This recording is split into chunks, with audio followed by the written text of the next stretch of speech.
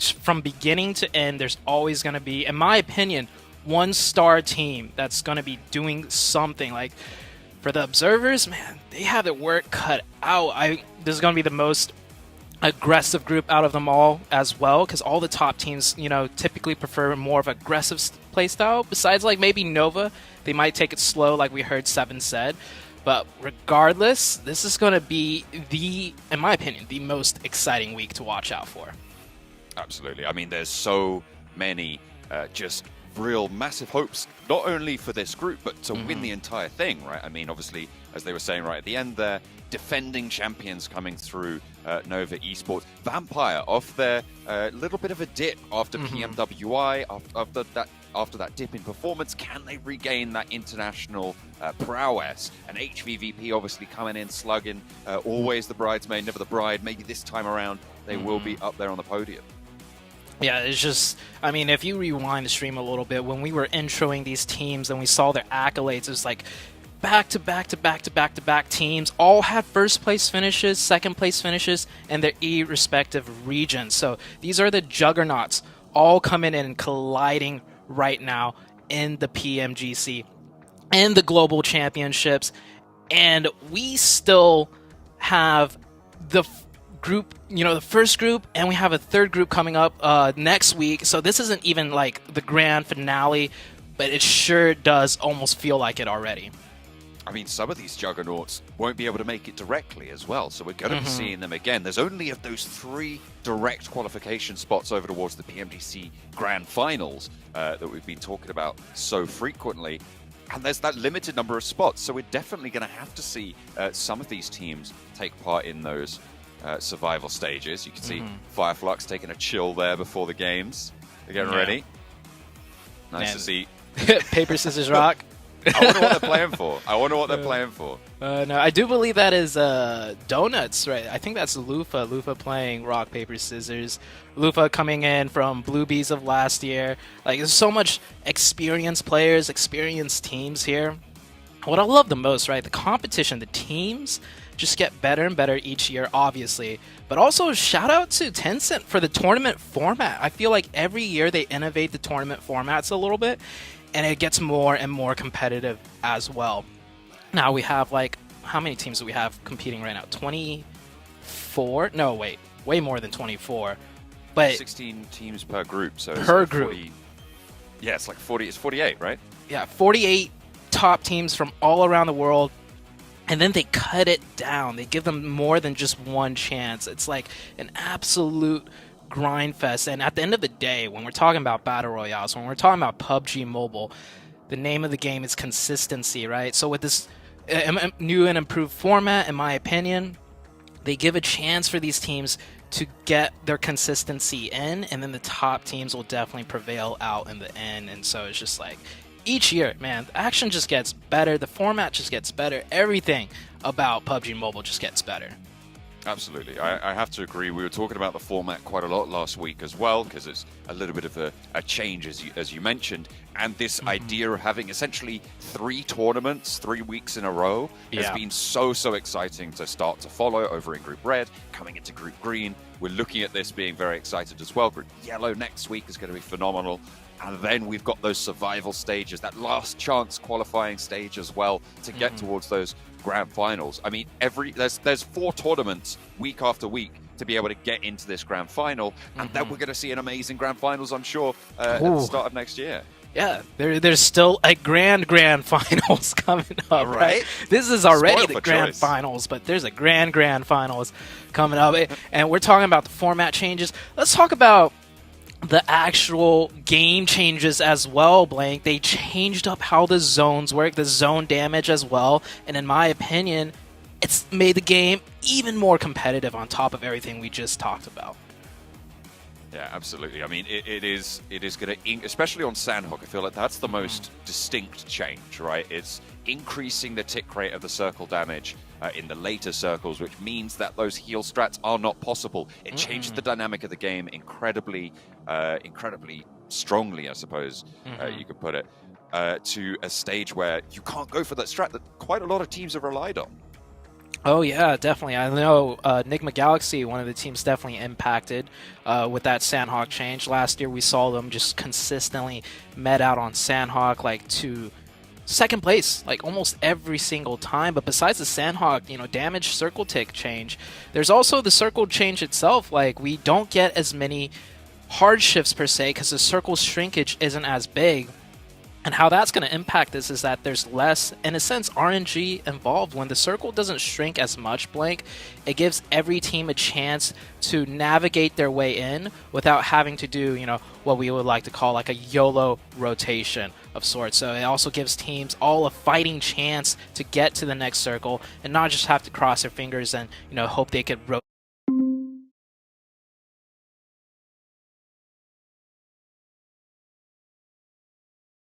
past 4 different teams and their vehicles.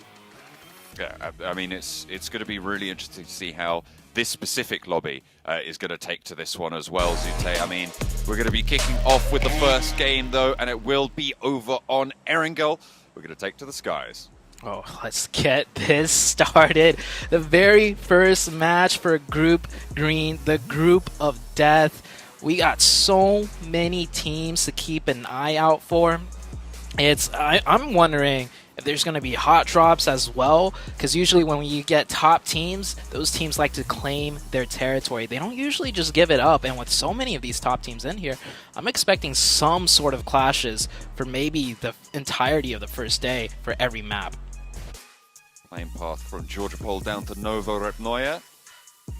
Teams out early, actually quite a few teams out fairly early. That West Coast going to be fairly occupied. I imagine Vampire going to look to head out to Severny on that sort of a drop, play from that northern edge. Looks like HVVP will stick to their guns and play in North George. HVVP, for those that don't know, this is the ex-Na'Vi team, so this team definitely a super, super strong team. And we're getting a clash right here, and it's actually between Nova, the reigning champions, against Power. This is a full-out hot drop in a very small little town city of Gaka. They are split really heavily right now. See, Mike Cruz is on the front line for 3 of the players there. I think Paraboy's only got a pistol in his building. It has been spotted out as well. This is really, really tense stuff. I mean, both of these teams, you have to finish this fight. You have to go for it. There's no way that you can get out. There's no vehicles. They're all dropped in there. Yeah, no vehicles. There's no exit strategy here. This is a fight to the death, and already off the bat, the reigning champs against Power. It seems like Power does have a slight weapons advantage. No, it looks like Paraboy did manage to pick up another weapon. So all 4 players loaded out with weapons. As you can see, Ziz right here, no helmet, no vest, no meds. Everyone's definitely going to be hurting on supplies for this. It's going to really come down to who could get the first opening.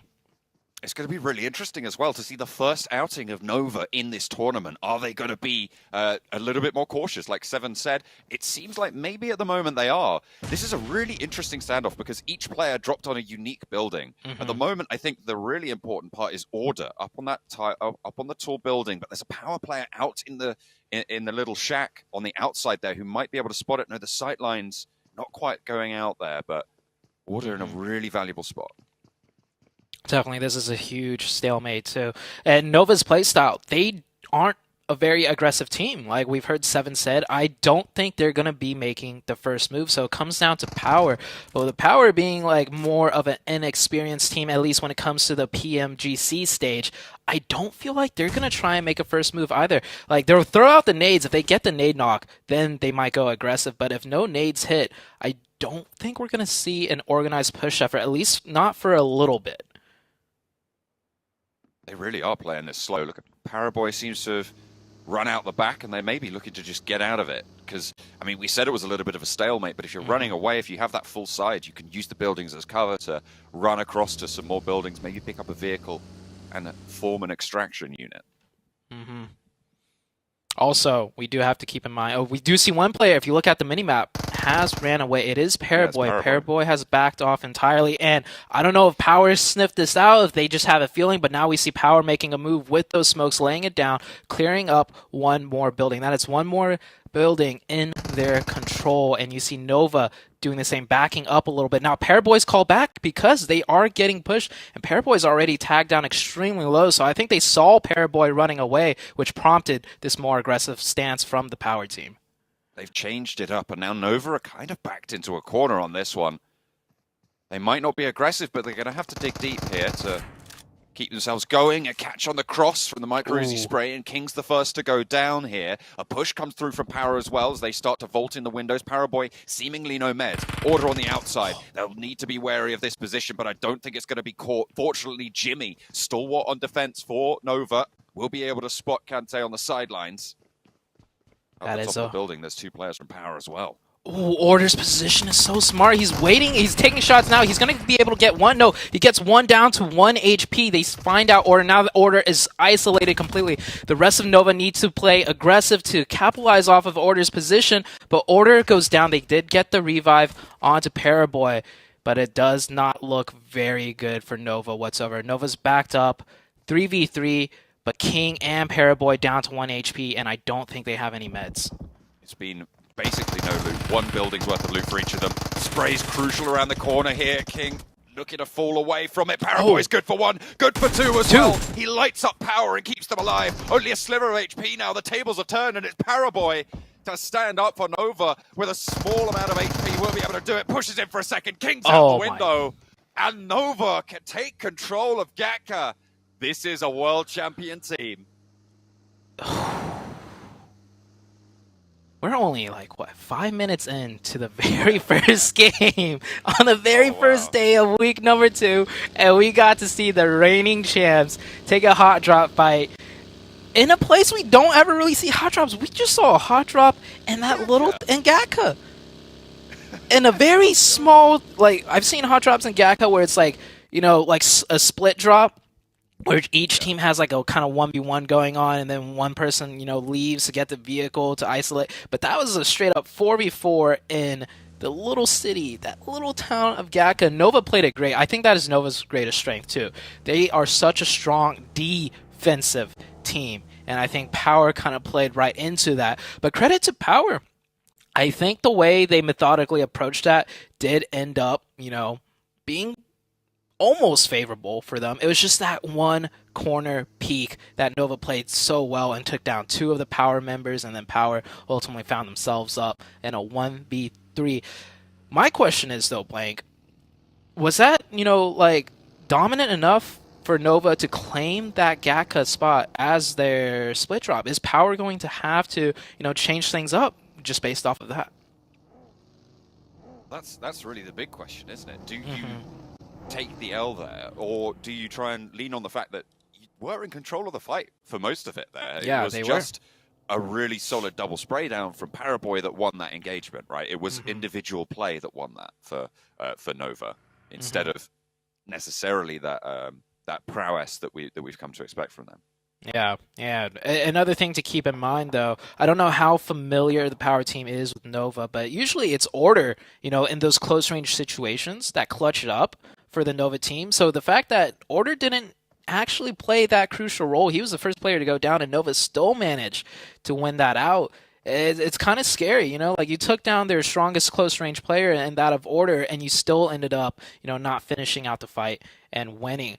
But with that fight being done, we still got a lot of heavy-hitting teams to watch out for, and we haven't even got to mention the Circle itself. The Circle is actually pretty much smack dab in the middle. It does create an interesting prospect with that river running down the middle between the north side of Erangel and the south side. So we might see some very interesting shifts coming up. But besides that, everyone just posturing up right now. A lot of teams you see rotating in. Nova, I believe, will be rotating in way later and probably even looting in the blue zone for a little bit. So we won't see them in any action for some time, I imagine, as they do need to pick up a lot of loot. I mean, yeah, look at that. They're actually just into the circle now for Nova, which is nice. But Alpha 7 all the way down south. Circle pops again. It does keep that river split in things, but it leans a little bit heavier to the north, Zute. Just a little bit to the north. And with a new change, we might not see... So we were talking about the circle changes earlier, right? It doesn't hard shift as much. The circle doesn't shrink as much. I think that makes this zone more difficult than ever before, because usually we'll see some sort of hard shift and then teams by the third circle will know, okay, it's the north side of the river, or okay, it's the south side of the river. But this one, we might keep that river in play the whole way through, which puts a huge question mark on everyone's mind throughout the rest of this match. And here's another fight coming up. We do have two teams going out, and we're already seeing two players went down. Y'all here, or the Alliance, or this is You do y'all? Alliance, yeah. Yeah, you do Alliance. There we go. You do Alliance going in against Fireflux on the top of the hill. At the moment, Fireflux taking the majority of the punishment. They've lost a player already, with one down on both of the sides. That leaves it in a 3v2 after those reses, a 4v3. And it looks like they're just going to try and disengage from this one. Solus will be left out to dry, so it's going to be 4 players for Udo Alliance still carrying on in. And Fireflux only on the 2 with Lutz and Ketch. A quick disengagement because we did have that recent zone shift, so they're going to prioritize the rotation rather than continue that fight, and they were in a big disadvantage as well. And Alpha 7 coming in from the blue zone after looting military base does end up running into Nova, so this is definitely a domino effect 3v4 situation. I believe Alpha 7 here with 4 players up, probably better looted as well, and Alpha 7 is one of the strongest fighting teams. We see them take 4v4s all the time. This time it's a 4v3, and King needs to move out from that nade. He does dodge it. I don't think King knows where Carrillo is. That nade's going to hit. Seen that nade come through. No, it's just short of the car. Carrillo wants to put another one towards the back there. This time it should be on target. Bounces off the bonnet and on to King. That's what you're looking to find. But in the meantime, the remaining 2 players, Paraboy and Jimmy from Nova, will have flooded around the edges. Carrillo might have been leapfrogged in terms of priority movements, but cuts down Paraboy on the cross. He thought he was safe with the smoke, but Jimmy's there now. Last player for Nova and Alpha 7. They're going to swarm the Sharks themselves. Revo careening over the top of that ridgeline there, pushing in. Jimmy now left high and dry by the rest of the squad. Alpha 7 don't want to let this one go, and that's going to be it. Paraboy, King, both fall. And Nova eliminated, down to Alpha 7. Yeah, Alpha 7, a great pickup there for 3 points. We saw they were just rotating. The other 2 members were trying to find a spot in zone. They were not expecting that fight. Nova as well probably was not expecting that fight, but that is Nova already out in the first match. They do pick up 4 points, though, and I think for Nova, this isn't going to shake their confidence whatsoever. This was a more of a strange start for them. Once they get into the groove of things, we'll probably see them do Nova things. The next circle shifts out to the northeastern side. That river on the south side of it, so likely everybody will have to move north. That bridge crossing to the west of Yasnaya will be super crucial. Looks like Vampire identified that. They'll be taking a position there with their backs to the lake. They should have a pretty solid hold going forwards, fairly central as well. I'm liking the Vampire position at this stage. There's a lot of teams already with positions in this circle, though. It's going to be EVOS, Fireflux, Udo Alliance, Alpha 7, and actually, is that the Pittsburgh Knights going to give a little bit of jip down the south to Alpha 7, potentially? I was just going to mention that. The Knights actually rotating back down into the blue to wrap all the way up and around to the northern side. I think that's a pretty smart move. If you're rotating south up to north, the only way you get up there is through those 3 separate bridge crossings, and no one wants to risk a team camping the bridge here. But Damwon Gaming here find themselves in a tough position. They are pretty central of the map, so hopefully they'll get a few circles, but I think they're pretty much locked into this tower at this point. Not a very good spot to keep your vehicles alive, so no real exit strategies for them.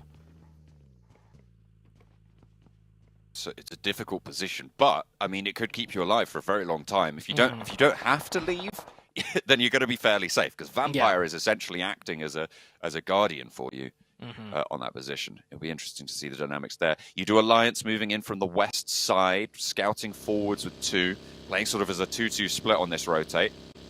Repo Boy sailing on past HVVP further down the hill, currently playing there, 2-2 split in the compound of on the junction of those pathways. Should be fairly safe on that side, but they are going to have to play edge at this point.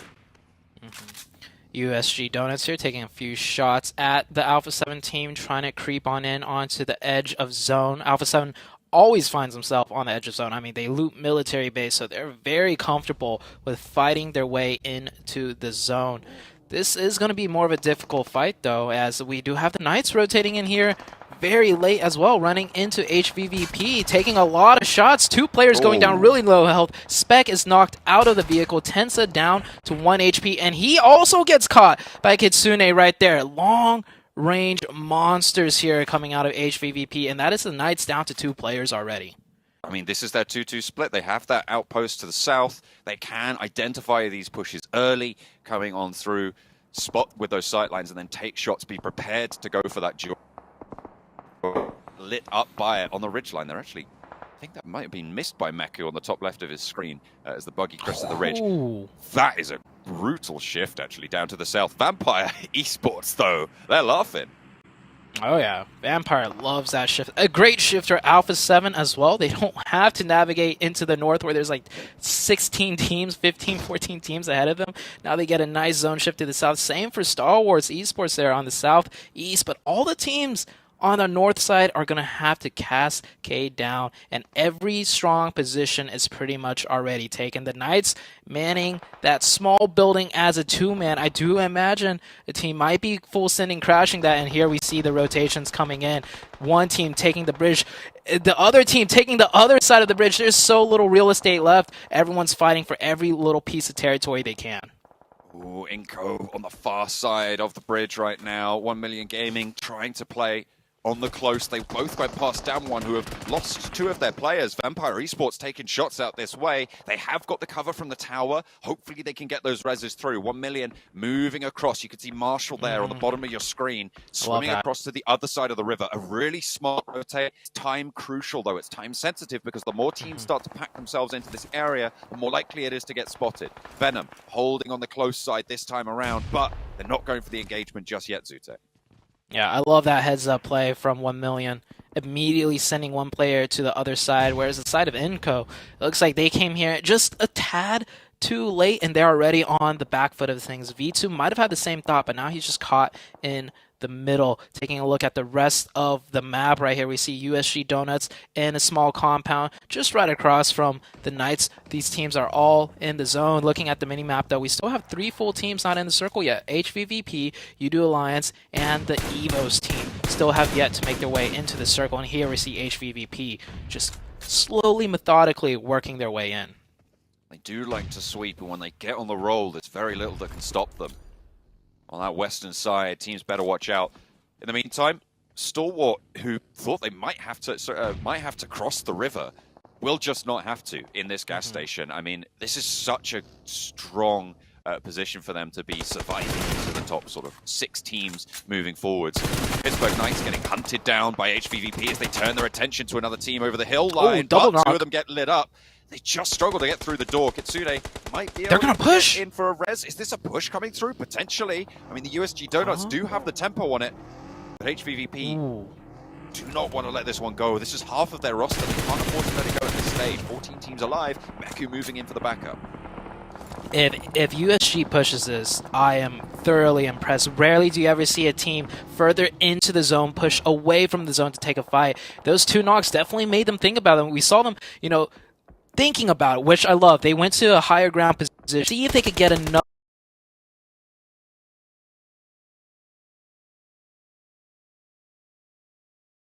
knock, but they couldn't, so they're going to go back into their compound.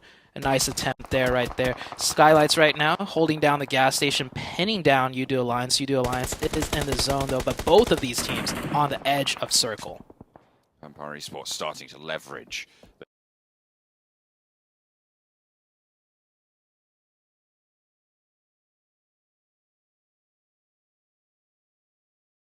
position that they were taking up so early, nice and central. EVOS taking heavy punishment on this north side. Lutz, the Lone Ranger for Fireflux right now, fending off against the 4 from EVOS, and the shrink comes through. Vampire still get a lion's share of it, and they're continuing to spray down onto these northern hills.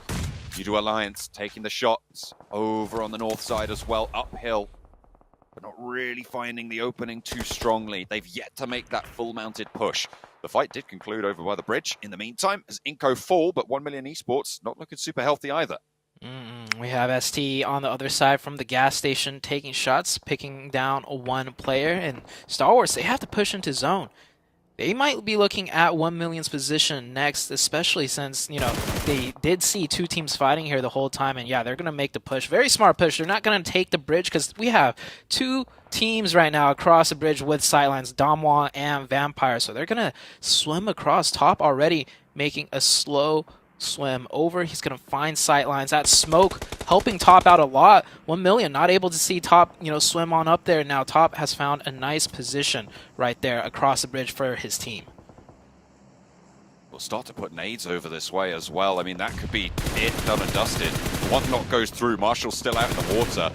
Really nice find, and Stalwart will wrest control of the underside of the bridge. It's really good launching point to move forwards as well. Some nice cover, and they've cleared out their back as well. Not really going to be too worried about threats from that angle. Nopes from Pittsburgh Knights might get a sideswipe on them, but it should only be good for one at the most. Yeah, I think most likely Coops should just play quiet. He can maybe knock one, knock two, but this is Stalwart, so they're going to return fire and at least, you know, so that Coops can't finish any players off. Here we have HVVP taking their time, making their way in already for easy eliminations, and I don't believe players really took any damage so far throughout the entirety of this match, so looking very strong. They have the western side of that zone within their control. Yeah, I mean, those two knocks coming through from USG Donut seems to have been recovered really quite effectively here, and now it's their turn to take shots over towards USG Donuts. They did just come off the back of a fight as well when they did take that double knock, but it's really, really solid on the west side. Evos on the north did manage to move through, but they've been a little bit slimmed down, playing on a lightweight setup with only 3 of them remaining. Microboy did fall. Lux fighting on pretty valiantly here, but a nade is going to fly forwards, pushes the fight into it, but it's not going to be good for any more than a tickle of damage as Fireflux finally eliminated. And also, Bacon Time and Alpha 7 got into a 4v4 engagement that we didn't get to see, and Bacon Time actually came out on top. Alpha 7 also eliminated. Pressing the ridge against the USG Donuts. By finding the shots. The sprays on the ridgeline are really good from the USG Donuts. Nearly taking out Tixie. Very, very close by. Hang on a minute, speaking of close by, Kitsune's right up and in their grill. Ooh. Goes very low, needs to be careful. But them shots from the ridgeline, he baits the peaks out wide and falls back on the backline of the rest of HVVP. Tixie dismounted from the top, Meku under fire now from the north side. This is it's gaming third partying onto the shots. Really, really crucial part of this fight. It rolls around the outside here, draws out the nades, draws out the shots, allows to get that heal off. Half HP playing close trainer and the door frame. Bursts it off its hinges.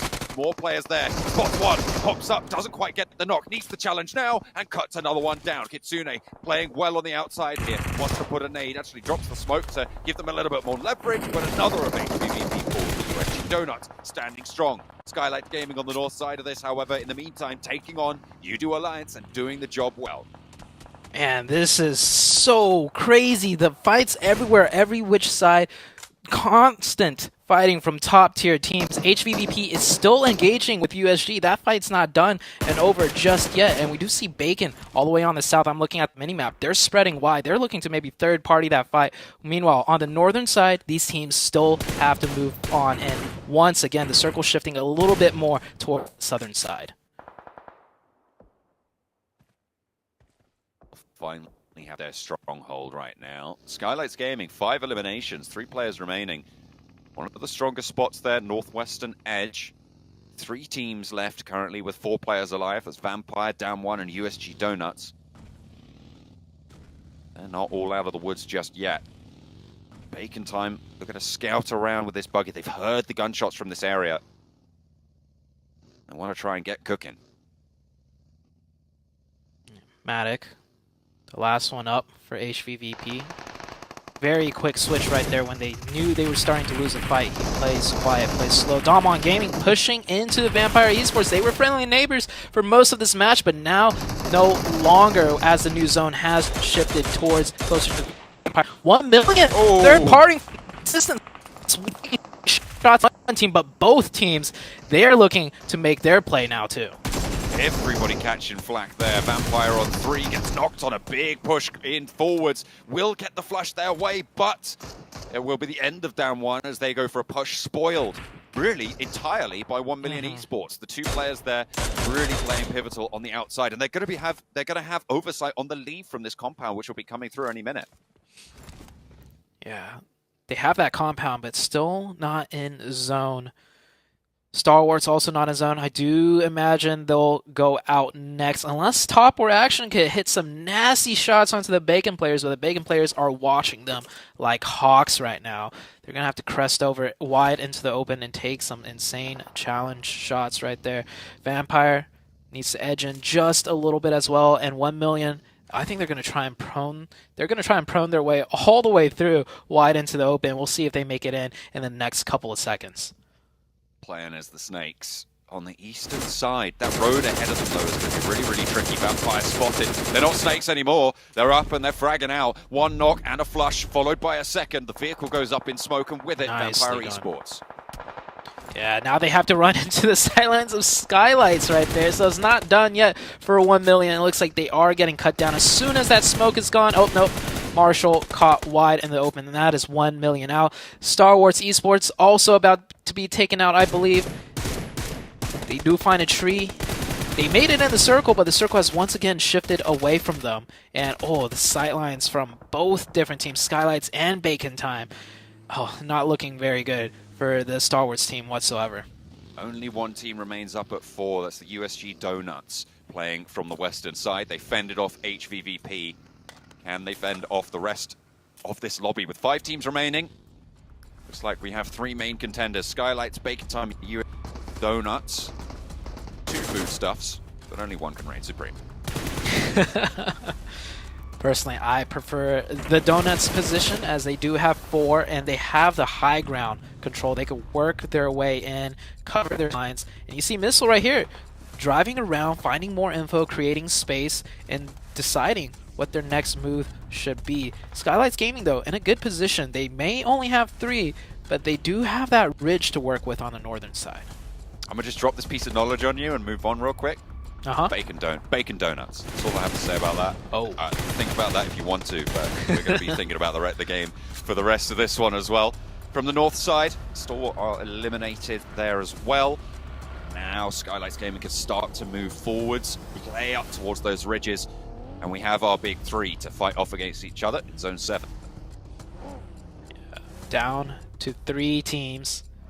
USG on the high ground with 4. Bacon right next to them with 3. And Skylights in a prime position to third party if this fight fully does engage on out. But I think we're going to come down to another circle shift before we see any real action. And just as I say that, Bacon find an opening onto the Donuts. Ice is going to be able to take the opener onto Lufa. Vehicle will fall.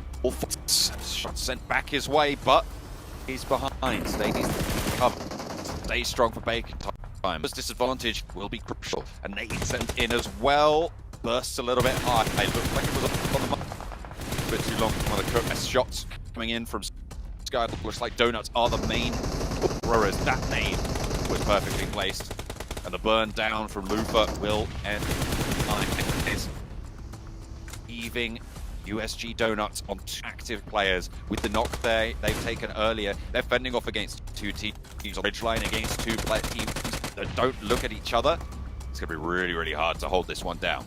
Yeah, they're getting crunched in. Everybody wants a piece of the Donuts. The USG down to just 1 member. I think he's going to try and stay alive as long as possible, but being between 2 different teams is definitely not good. Skylight's already up to 10 eliminations, and that is the Donuts out. We're down to a 3v3 situation, John. Final Donut hold by Skylights Gaming. And they will be taken out of the lobby. 3 versus 3 across the ridgeline. It's a really open field here, Zute. There's minimal cover, but that ridgeline providing a lot of terrain cover. Not really going to favor anyone in this circle. It's kind of split down the middle. Yeah. This is a pretty even stalemate in numbers and in the form of the territory control. I don't see either team having a clear, distinct advantage on one another. It might come down to the next circle here. We see both teams trying to find angles, posturing up. Nima driving back and forth with the buggy, just surveying the land, seeing if there's a small edge that they could be, that they could take. But I think the ultimate determination is going to come down to which side the circle's going to shift to, more to the north or more to the south. Well, we're going to find out in just a couple of seconds. I think we've got 5 seconds until the zone has fully closed there. Shots over towards some of the players. I mean, that does give a bit of information about Homestyle's position. Sprays over to Nima, so they know one player's location. Information gathering for Skylights Gaming. Aim Really at well these done. maneuvers, and he moves forwards. He knows his position is known, and he can leverage that circle. I mean, it's not going to come through because it's going to shrink right to the middle. I don't think either team has any nades. We would have seen some being thrown at those trees right across the way, so... Oh, there's a volley. Oh, that molly's good! It gets down one. It pushes Mafia Boy off the cover and into the sightlines of the Bacon Time squad. Will be cut down. No way you can go for that res. Noise up high near Nima. Crawling around near the buggy, near those smokes as well. Taking a central position could be important, but picking up these players more so. Style up close as well on that bottom of the hill position. He's with the sprays, with DP playing the trick. AJ's got a nade. That nade could be crucial in evening up this fight, but... Oh, 3v1. It's just AJ now remaining, and Bacon Time looking to sweep across the hillside, remove Skylights Gaming from the lobby, and they will do just that. It is Bacon Time, with the pink stripes down the sleeves for the first chicken dinner. It is Bacon Time indeed. Bacon Time taking the first match. Really well done. I think there was one very crucial rotation that they made earlier that we didn't even get to see, because remember, we only saw STE down on the south, but Bacon Time actually rotated all the way around from somewhere and ultimately came up from the south and just took out and swept the floor against everyone. And they also fought against Alpha 7 in a 4v4 that we didn't catch on camera that they won. So a really well-deserved victory for the side of Bacon Time. Absolutely. High fives all round. I mean, fully deserved. Rocking those dreads at the front there. What a way to kick off Group Green as well. I mean, this is, as we were saying, one of the groups of death in this tournament. So the fact that you can come out swinging, 6 limbs for just Noise alone, really, really solid finish coming through from Bacon Time. This is such a great confidence booster. That's 6 limbs for one player. Oh, Yeah. wow. I thought that might have been like the team limbs, but sheesh. Yeah. Bacon Time. Showing who's boss right here. And yeah, look at those stats. Bacon Time with the most amount of distance traveled. That's what I was saying. They made some crazy rotation down to the south side that really heavily rewarded them. So they definitely did not get blessed by zone with that travel distance. No, they absolutely made it work. Look at those smokes used as well. Creating those lines, creating that cover. Bacon Time are cooking on gas. They pick up the first chicken dinner of Group Green.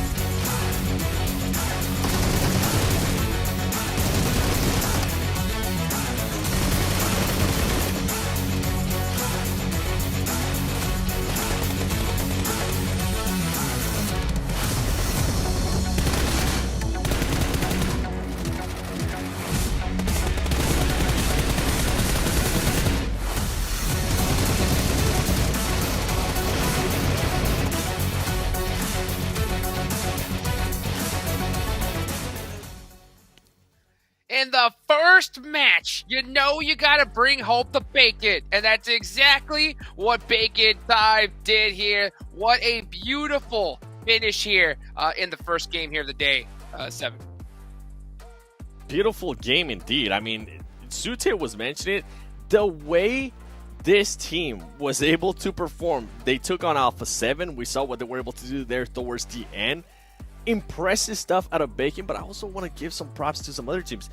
Donut USG, I mean, they were able to secure 12 points. Their eliminations could have been a little bit higher if we would have seen a push when they had, I think, 2 players knock out of HVVP, Imperium. Definitely, we kind of had a bit of a conversation during the game about that, and you kind of highlighted how, look, they were understanding of maybe Alpha 7 being close by and they didn't push on the double knock. I say, look, for game 1, it worked out, but for future games, when you get a double knock and you're still up as a full squad, you push on that. Take no prisoners as we look at the head-to-head. 100%, and I mean, we see the performance here out of 9. Noise, 6 eliminations, almost 1,000 damage for him. The throws, 17 used. That's actually super impressive, and then the team contribution, 41%. He definitely had a lot to do. And what was impressive, too, is when Alpha 7 pushed them, at least from what I was able to see there from the elimination feed, is Alpha 7 knocked one of the players, and they saw that as an opening. He ended up back 5-7, and here we go with the top performers. Actually impressed to see somebody there from Vampire Esports because they were super passive pretty much the whole game. Yeah, they were. They waited out. They were kind of comfortable, but they got too comfortable, got too passive. For Skylights, this is the former DRS roster, right? And in the past, they've shown themselves to maybe be a little bit slow on rotations, a little bit too slow to react. That's left them kind of down lower in the rankings of a game or overall in a tournament. One thing that I noticed that they were still kind of patient, but they were a lot sharper, and that proved in terms of the eliminations, and of course that second place overall. Yep. Man, that's how you get it started here, right here. Not to mention, at the whole start of the whole thing, who I'm about to talk about? Nova. Bring it. Right? Bring Gatka, what a crazy start. I Dude. can't believe we're seeing hot drops Gatka 7. I was speechless, okay? Power had the upper hand there, though, when they were able to knock somebody from Nova. But the way Nova was able to regroup themselves in something that Sute was able to mention perfectly well, it was happening too. Nova controlled the peak of where Power decided to push. They had 3 players looking at that one spot, and it backfired for Power in a big, big way. Now, the big question mark, Imperium, becomes, was that enough for Power to just not want to drop there anymore? I think that is enough. You know what? It's only 4 days, 6 games. They don't drop again there, Power. No, I disagree. I've got to commend Power because I think they did a great job with the somewhat opening knock. They turned order around and exposed him. I think when they're going up against a 2-time champion, on the confirmation, they knew they were going up against Nova. Maybe in that moment the nerves got the better of them, which is why they overexposed. But to me, Power showed a lot of strength in that small 4v4 fight. I would hold on to that Gatka drop. I think maybe Order may have exposed himself a little bit right there, guys. Well, what do you think about that fight? Let us know. Make sure you go ahead and follow all our social channels. The Twitch, the YouTube, the Facebook, the Instagram, all the good stuff that you see there on screen. Man, so the next match is coming up here as we go into number 2. Now, this is a really big, important one because, Bacon Time, they got that dub. They're feeling good. That energy, that mentality is big, but those squads that really, didn't get that great start, I think they got to bounce back right here, Miramar. Oh, they definitely do. And I mean, one of them, even though we did end up seeing 4 eliminations out of them, I'm going to talk about Nova again because they ended up getting just absolutely trapped by Alpha 7 whenever they wanted to make that push out of Gatka.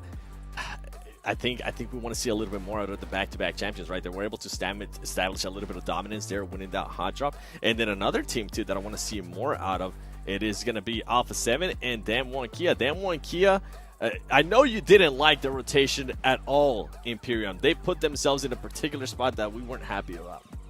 It was a rotation that didn't need to be done. They were kind of hanging on to the edge of the south side, which if they had to stay there, south of the river, should I say, if they had to stay there for a little bit longer, they actually probably could have punished Bacon on their rotation, but because they full sent it across the river onto the edge of that hillside, not only does it kind of leave you a little bit exposed on the west and the east, but also leaves you exposed from any other team that's still south of the river. In this case, it was kind of stalwart godlike, and it was just an unneeded rotation from Damwon Kia. They showed that in the past. I'm going to put that down to Game 1 nerves and see where we go from there.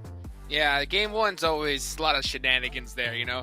But one thing is that we didn't see quite a few shenanigans from the teams that Seven has predicted here, because it looks like a bacon time is now up on the list. Yeah. I mean, with that performance that they put up, it's just the way that we're able to do it. You saw their travel time, how much they were able to travel and still being able to win the game. That's super impressive how they were able to eliminate some of those teams that they were actually getting into fights with. Not having the numbers to their advantage, just an impressive win overall. Vampire Esports, you heard me mention it earlier. I feel like they were a little bit too passive. I was actually surprised that they even had a top performance in there. It was just kind of keeping people at bay, just causing some damage. I feel like they should have done that a little bit more against Damwon Kia Imperium. Definitely. And for Fireflux, they definitely got caught out in that game one on the rotation. I believe with the changes on the circle algorithm, some teams are hanging on to the edge of the circle or outside of the blue a little bit longer than they might have in the past, but they know what they're capable of in Miramar. Very much similar with Alpha 7, right? I've made these picks mainly based on the fact that we're going into Miramar. Alpha 7 are extremely strong in Miramar, and they know how to play the hillside, play the massive mountains of the Miramar terrain, and arguably similar with Skylights. Back when they were DRS, was their strongest map, in my opinion, and I'm hoping they show similar, especially going off the fact that they've got second place. Carry that momentum, right, guys? Carry that momentum. Momentum's gonna be big. Now, the crazy part is we're going into Miramar, okay? Match number 1, we had an Aaron Gale. We saw a hot drop, right? I gotta bring this up one more time because we saw a hot drop in Gatka, of all places, okay? So I'm gonna ask you guys here as we go into Miramar, give me a percentage. What do you think the percentage chance of us seeing a hot drop here back to back in this next match? What do you think, Seven? Give me a number. 77% in Pecado. That's on I see brand. what you did there. I'm gonna say 69. Nice. Let's go ahead and take it to our casters and see what their predictions are. Let's bring it on over to Zoopty and John. Absolutely. We're going to be getting into... I'm going to throw that over to you, Zute. Are you looking at any team specifically to do a little bit better than maybe they did in Erangel, or to maintain strength that they were able to pull through from that first game? Any teams that would do better? I believe Nova would do better, hopefully. Yeah, that's you know, they had a hot drop to start off, but as far as hot drops go, I think we'll see a hot drop. I wasn't expecting, a Gatka hot drop. Like, if teams are gonna fight for that just shows to me teams will fight for almost anything at this point, especially the first day. Going to be heading on over into Miramar shortly. Stalwart on the screen. Felt like they didn't really have the best of times in that game. Obviously playing underneath that bridge, playing from that river. Quite a difficult crossing to make. HVVP similarly on that western side, kind of getting cut down a little bit. They took, I think, about 4 fights pretty sequentially, and I think that kind of was the doom of them. I'm hoping to see a little bit more from HVVP this game coming into Miramar. Hopefully they can control, play on their sightlines well. Looks like Power are pretty happy about their fight at the start, but they are really strategizing heavily on this one. Yeah. Look at that. I think we saw those hand gestures right there. I'll tell you what, I bet you he's talking about the Nova fight still. Like, if I was in his shoes, when you lose a hot drop fight, when you were so close to winning it, you will keep talking about, like, if we just had this angle and you came up around here, like, so maybe hopefully they'll get their minds settle in for the second game. First game is already done. You can't linger too much on things, and man, there's a lot riding on every single game, because you worked the first week, John, and we saw it came down to the very last game on the very last day. So in theory, that basically does mean every single game is a determination, like a huge impact. Just one game alone can change everything. So first game's done. We're heading into the second game very soon. Donuts right here looking happy right now with their performance. Yeah, I mean, they should be. That coming in second place, wasn't it, after they took down no, it was third place after they were taken down by Skylights and Bacon. They got crunched in. They did get crunched in on the top, but still third place is solid, and they were able to pick up quite a few points for it as well. They start to load on into the lobby. I mean, it was, as you say, a really solid result coming through from the Donuts, from Skylights as well. I think Skylights managed to pick up quite a few eliminations in that game, so they should be fairly happy with it.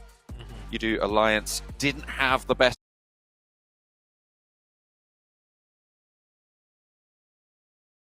That's not going to dampen their spirits. You can see them all rallying together. Going to be looking for Miramar. Speaking about teams that didn't do too well, one team that I want to mention, the Knights. You know, the Knights team, the only team representing the North America region. Tough first game. I would say maybe the circles, was hard shifting quite a bit for them, but maybe they're just warming up. Hopefully it's not because, North America, every time North America's at the global stage, we always struggle. So maybe they'll start picking things up. Fingers crossed for the side of the Knights.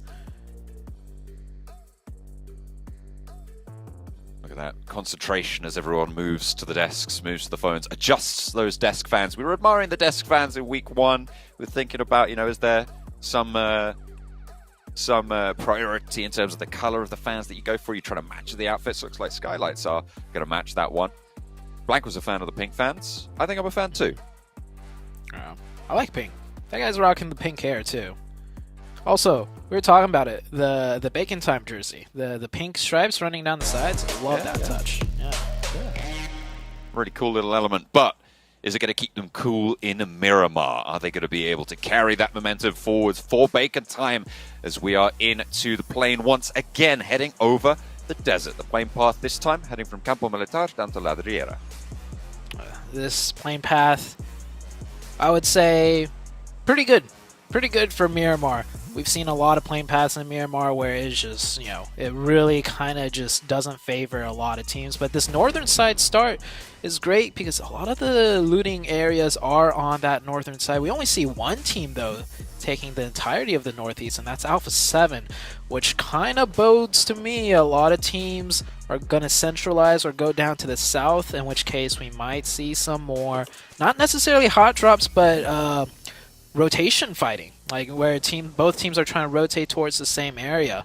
So we'll see what happens with that very soon. The circle, of course, will be a big factor in this. If it heads south, all of these teams are going to have to move fast. Who dropped out early? Alpha 7, though, already looting, should already be picking up weapons, vehicles, everything else that you're going to need for the battlegrounds. Should be fairly kitted out. Taking a look at that central cluster, that seems like a lot of teams over Picado. Yeah, look at that. I think at least 3 different colors, 4 maybe.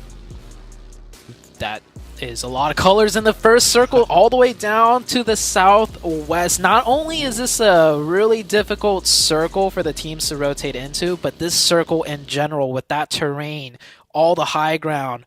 Oh man, we are shaping up for an insane Miramar match, and what better way to start it than a hot drop in Picado, like 7 predicted. He was looking for it. I mean, why not? Start fighting for a central, crucial position. This one is probably more reasonable than a Gatka hot drop, I think. Picado, in general, more viable and more valuable to a lot of teams. Definitely.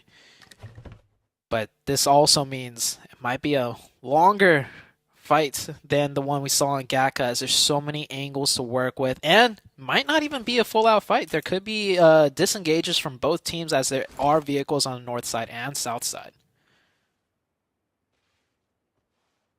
This will be a little bit different to the other hot drop as well. There's a lot more loot on board, so no one's going to be wanting for weapons. I mean, you've got Micro Uzi and UMP on the back of Xenox there for Pittsburgh Knights. You've got those UMPs close range, brutal. I'm sure there's 1 or 2 M4s in the mix. In the meantime, Bacon Time are over in El Pozo, and they will be playing from that north side of the circle, moving forwards. On the north of them, you've got HVVP on a wide La Cobreria split, coming in for their early drop. USG Donuts, quite a wide split as well, just to the east of El Pozo, towards Power Grid as well.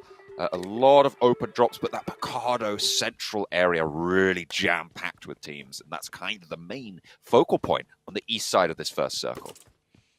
Yeah, Picado right now, and the problem with these two teams, not even fighting each other in Picado, just they're going to be rotating slightly later right? Because they don't have the full city under their control. And coming in from the eastern edge with so many teams on the eastern side rotating in, like I said, that domino effect. We saw it happen with Nova. They took time to fight a team, and then the team rotating in from the south side, which was Alpha 7, eventually ran into them.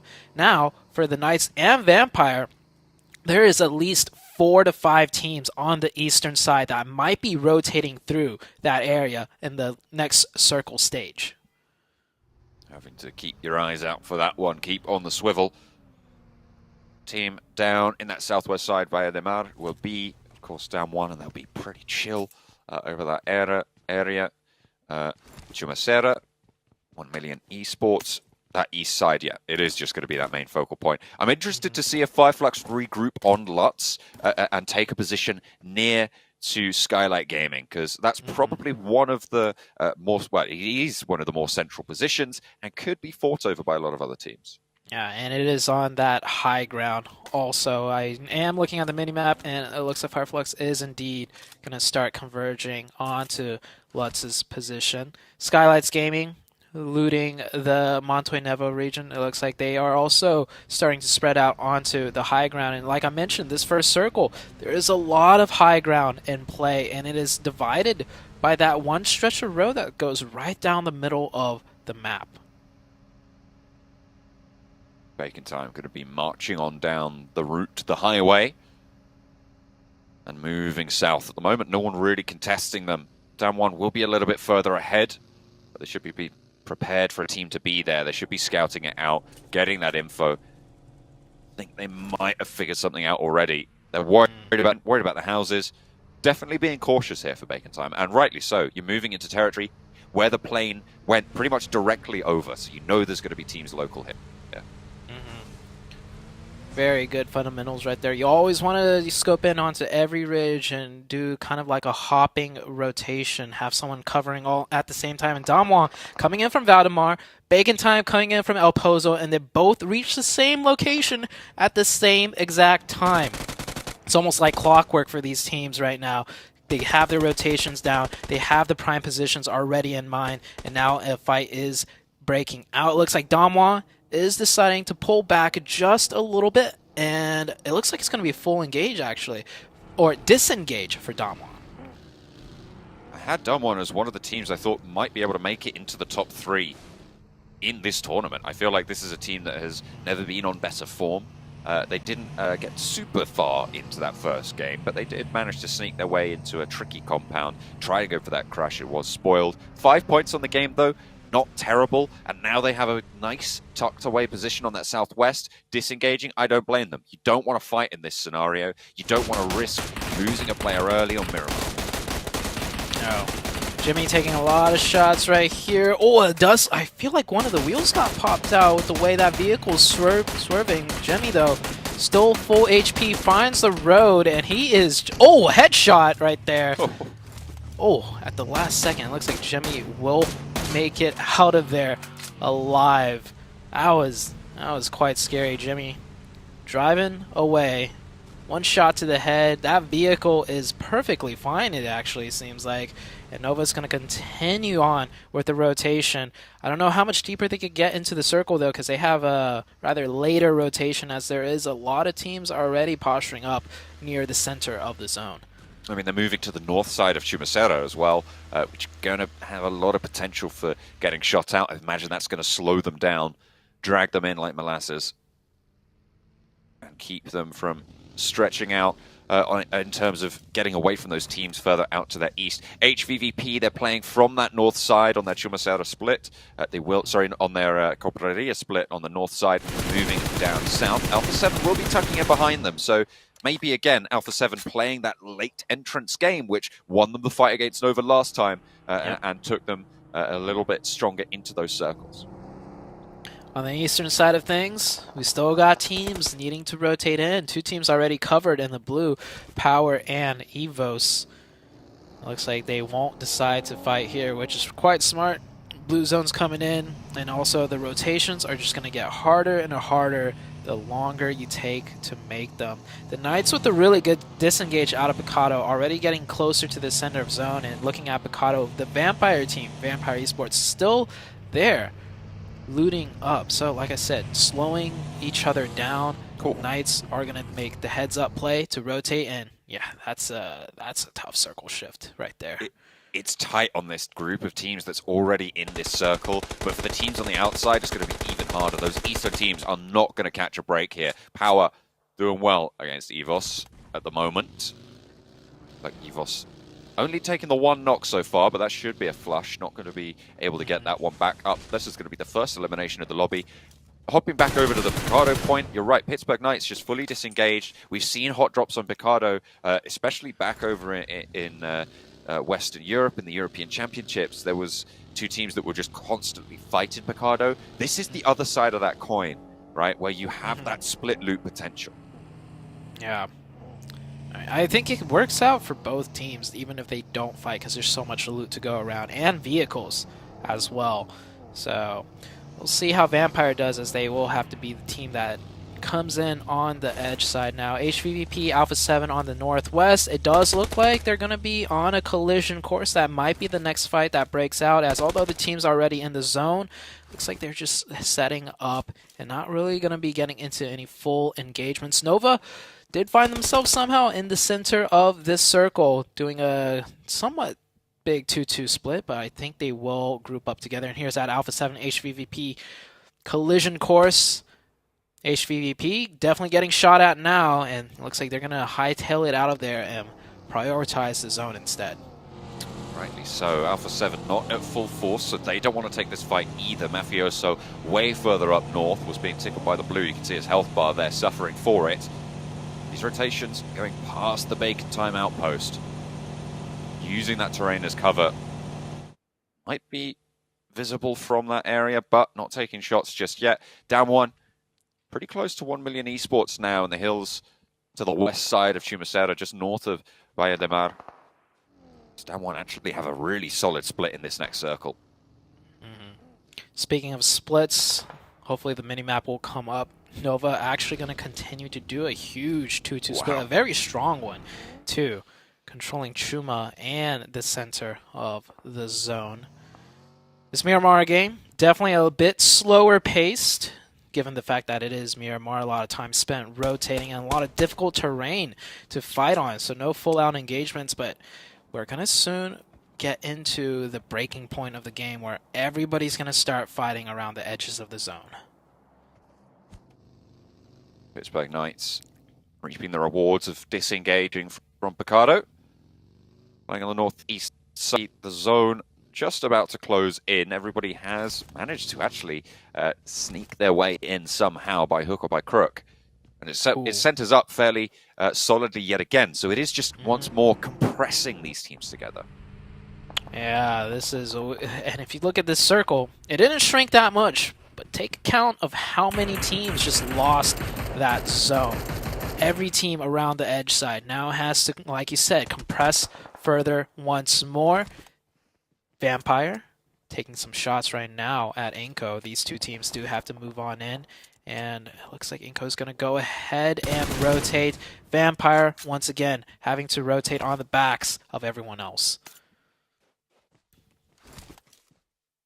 But playing on edge, I mean, we talked about it for week one. It's not the worst right now. I mean, it seems to be relatively successful in the right hands. Vampire, it felt like they kind of fell flat in the game we just saw with one of the strongest compounds in the circle. Only managed to pick up 8 points. Hopefully this time around, playing on the edge, they can have a little bit more strength. It is a team, I mean, it was one of Seven's teams to watch, right? That we are looking for great things, but after their downturn over in their regional leagues, their qualification spot from PMWI is being called into question. And they aren't answering it yet. Hopefully we'll see more from them. Hopefully so. Maybe they just are better fighting in from the edge. We'll see. They'll get a chance to do that here as HVVP taking down 2 of the Star Wars players. Actually, Pika won't manage. Oh. Whoa. That's one hell of a roadblock from HVVP. Store getting absolutely torn to shreds as they try and move through the Western Road. HVVP letting them know. Well, actually, hang on a minute. We're the Western champions here. This is what's going on. You're going to have to take a backseat on this. USG, a bit of a scrap trapped with the remnants of Stalwart as they try and find any sort of sanctuary. Top torn down last, so it's Missile to take the shot. Yeah, that is Star Wars eliminated in a blink of an eye. The rotations too tough for them, and ending up driving past two teams. But that HVVP accuracy just tore that player out of the car. I don't think I've seen a player get torn out of the car and the car continues to fly forwards like that. That was gnarly to see. That's that Miramar terrain. It keeps him going, keeps him bumping.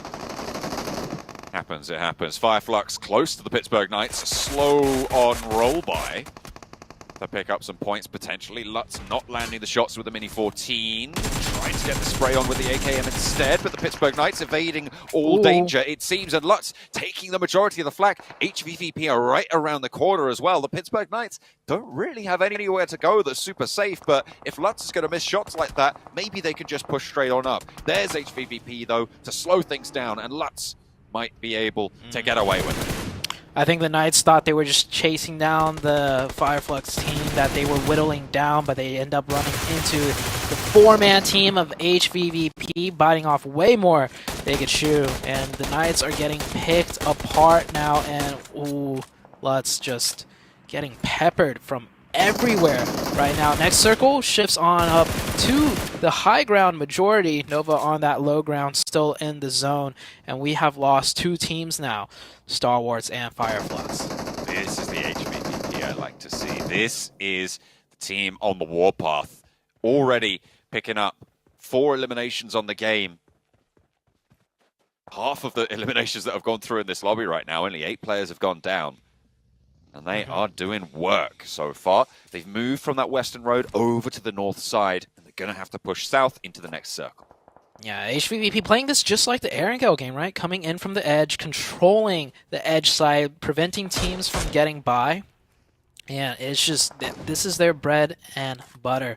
Hopefully they might get an even better game than game number 1. Game 1, it came down to that donut crash that they could not break. So this time around, USG Donuts are actually on the northern side with them. We might see a rematch potentially between HVVP and the USG Donuts. From their first game, Vampire close by as Inco rolled right on up to Schweppes. There's no chance there. Squash puts him in to the blender. They're picked apart. That is unfortunate. Vampire losing a player on that eastern side. They try to play from the edge. Inco roll up as 4 on one of their players. Alpha 7, also close to Bacon time. Carrillo wants the challenge over the top of the ridge, but doesn't quite win it out. Mythic wants the revenge and will be able to find it. But the backup is better for Bacon time. The flush actually goes through onto Shirty. Ice hops out, and Mythic now fading the shots, trying to fall back, draw them into the crosshairs of his teammates as well. Noise is there. Mythic runs around the side, takes him down. Now 2 players on this ridge line as Revo and Mafioso look to go for the backup. Ice and Almstyle, 2 players active now for Bacon time as Mythic still holding down this anchor position on the front. Pretty isolated though, but Revo moves up for the backup. Almstyle around the side, wants to put those nades around the edge, slow things down, but takes a little bit too much damage himself and ends up going down. Mythic moving into the smoke, will be felled, but here's the backup. Here's Revo, here's Mafioso, and Alpha 7 should stand strong unless Ice can pull something out of the hat, but he goes low into the smoke, jumping around, still hasn't been found, and finally, he's taken out. What a valiant fight. That's another rematch. Bacon took it over Alpha 7 the first time. Now Alpha 7 taking one over Bacon time. Great fight. Great hustle from both teams. We saw how fast that engagement happened, but there's still more to be had, John, as Inco having to edge into the zone and Power coming up right next to them, and that is Inco taken out. Now it's Udo Alliance and Inco on the eastern side of the map. We'll have to try and fight for power around the area there. On the north side, HVVP continue to crunch through, still playing as 4. You can imagine they're looking to sweep out this eastern side. The USG Donuts on that north, still close to Meku. Might be able to spot that one out. The next circle just about to pop. 1 million esports, their 2-2 split gives them so many options. So much sight lines and control of everything, and they might decide to continue to hold this next circle. Cuts right down into the middle between the low ground and the high ground. This does prompt HVVP from the north side to once again have to move in, and it might be against the side of USG Donuts, as that's the closest position with a hard cover. You Alliance trying to disengage here, swing down an open hillside. It's bare, it's barren. Reaper Boy's going to make that push. Gets over to another ridgeline cover from Evos, but goes over it. Wants to move a little bit further in and a little bit further south. This is close to danger. You Alliance, whilst also taking fights with Nova a little bit further north of them. Potential location that they're looking to crash, but they're going to know it's occupied now. Everybody's seeing what they could do here with this new circle order with some really nice top fires right there. Finds one of UD Alliance. Evos finds another. It looks like the UD Alliance team can't find which way they want to go, taking shots from multiple teams from within the zone. Spray down, and Repo Boy is flushed out by Nova. Evos not going to be able to pinch that one away. Nova really going to be a difficult mark to move past for pretty much everyone at this stage. You've got UD Alliance up in the hills who are stopping power from trying to go for this crash fully. They can't with those sightlines available onto them. They definitely can't. And their vehicles are getting picked apart too. Them being on the edge of zone, if they don't get the next one, they're going to have to run it in on foot. That is not a very nice situation to be in. The circle still slowly closing in.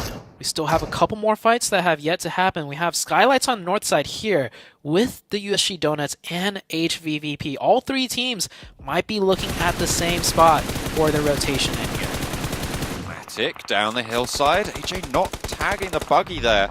Unfortunate. It's not going to slow HVVP down one jot. They're crashing straight on through. Kitsune, though, caught, flushed, open. Mafia Boy will be able to pick that one up, but the rest of HVVP will continue to sling around the ground foothills here. Boro first to go down as Meku opens up with the AKM. Leads the charge on in as well. Wow. Matic, Meku, Tixi playing through. Nade over the top of the ridgeline. Two players now stand in the way for the Skylights Gaming squad, but here come the USG Donuts, a little bit of a rematch. DBS close range, not going to matter. Lufa put back in place, and look at that, second to fall as well. Wow.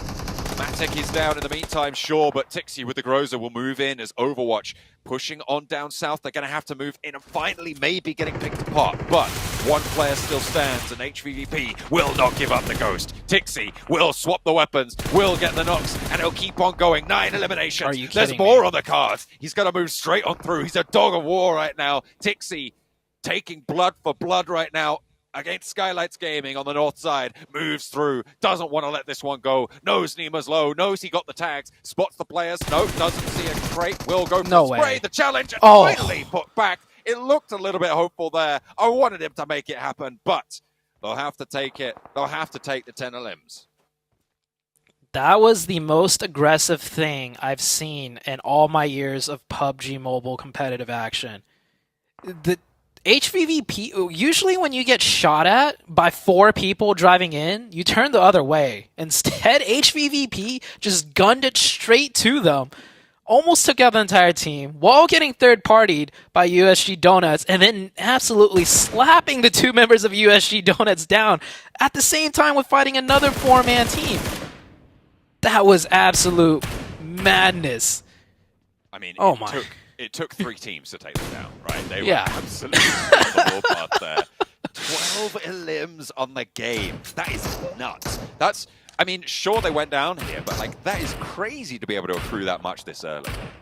Yeah, I mean, the whole time you were running that play-by-play, I was just like, no way. No way.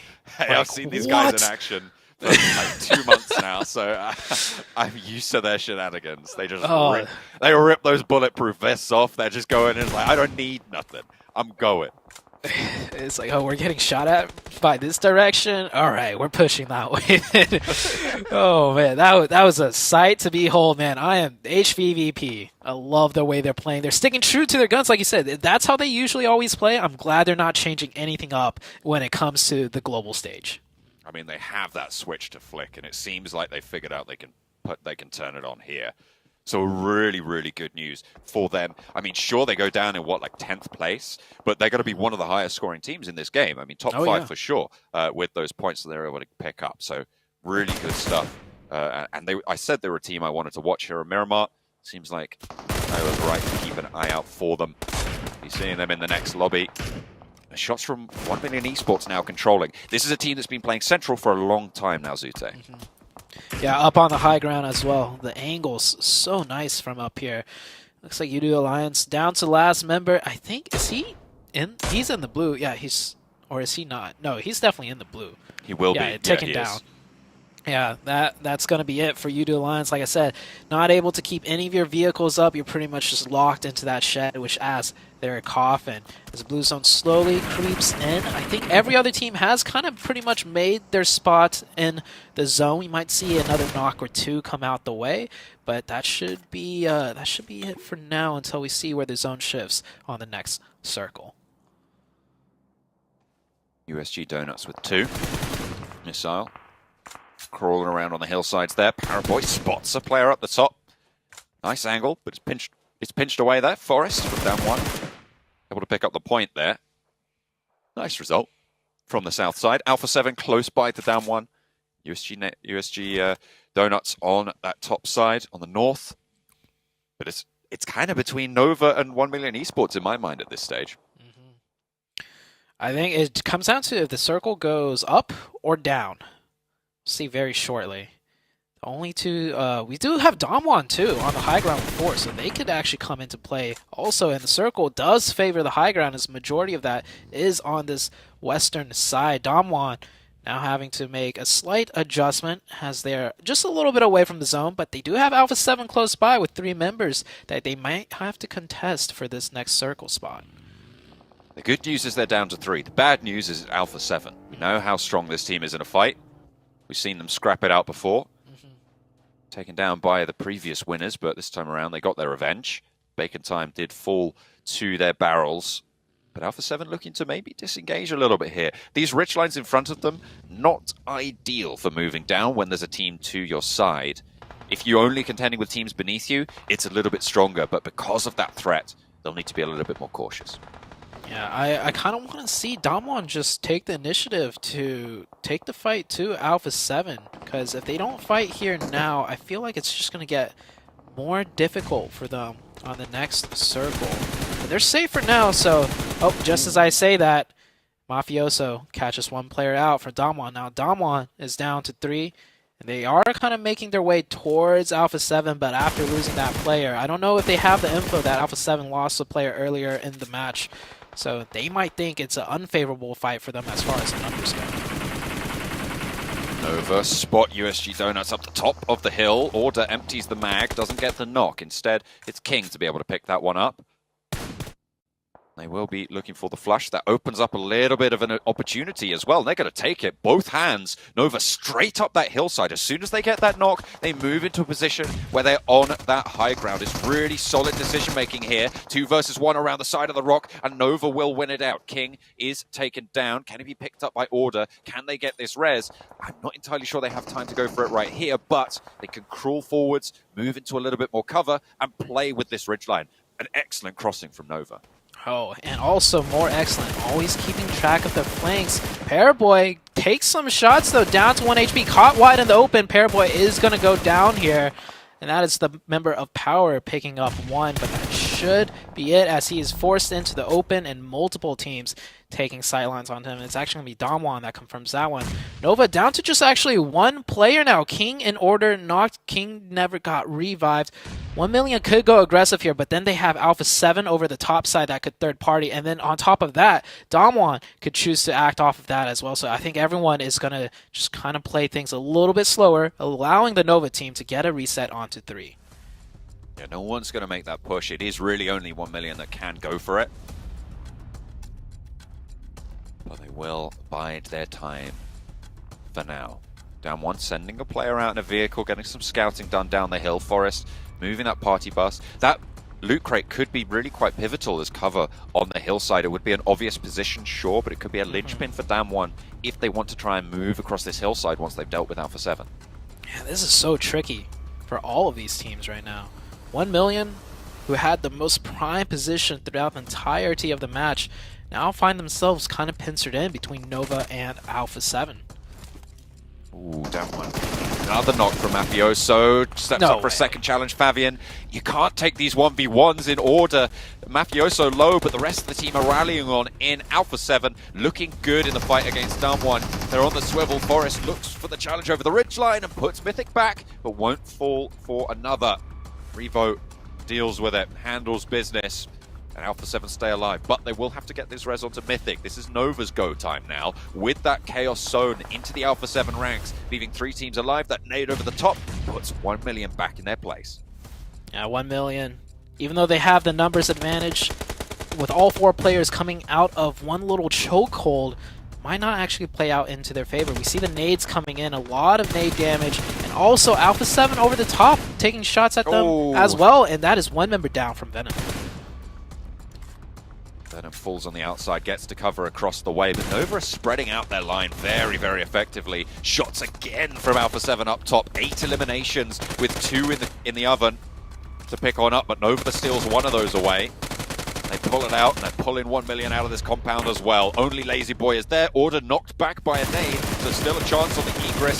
Sprays from down low onto Revo from King. Actually, Mafioso falling as well. King last standing for Nova down the bottom. Hang on a minute. No, he's got Jimmy still in action. 1 million eliminated. Jimmy moving forwards. 1 player to fall. Jimmy goes down in the 1 versus 1, but now it's Mythic versus King. 1 versus 1 on the hillside. Oh! And it comes from the top rope. It's Alpha 7. Gonna be able to pop off for Brazil. What a great ending. The trades back and forth, the kill feed popping off. I didn't think Nova had it in them to take 2 fights at the same time. They cleaned out 1 million while also getting trade knocks on Alpha 7 back and forth, but ultimately Alpha 7 came out on top. It came down to that 1v1. Both players down to that 1 HP. That was an intense last ending. I mean, we saw Influence Kamen last week do quite spectacular things.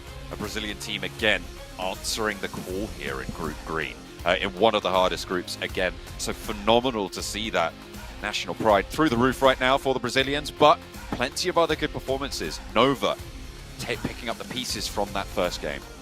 Oh yeah, it's that first game they only got 4 points, but here we got to see them play more of their typical style and second place finish. But Alpha 7 playing their style hard and fast. Their initiative to take that fight with Damwon, you saw how fast and decisive they were on that, and that's what I was saying Damwon should have done to Alpha 7, because if they take that fight later, it's just going to get more difficult, and that did indeed end up being the death of Damwon Gaming. But Alpha 7, man, looking good. Really, really are. Phenomenal stuff coming through from the Alpha 7 roster, but you can't forget HVVP on this one. I mean, they were absolutely mental this game. It was absolutely incredible to see that fight on the hillside. They just go in and in and in, and they keep coming out on top until finally they don't. And it came down to a 1 versus 1 in those final moments. They go down early, we get a whole heap of points. In the end, though, it's Alpha 7 to take it home.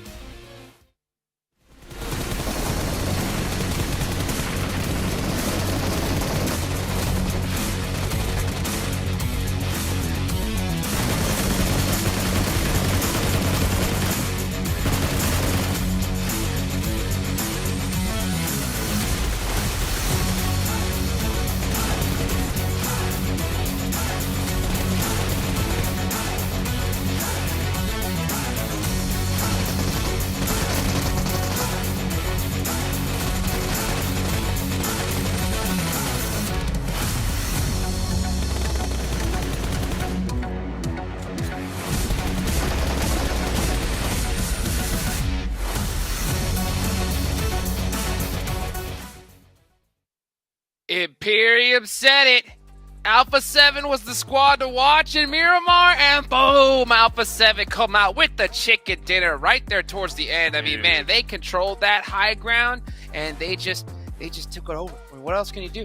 That is the one King's team of Miramar, you do man. not want to get zoned.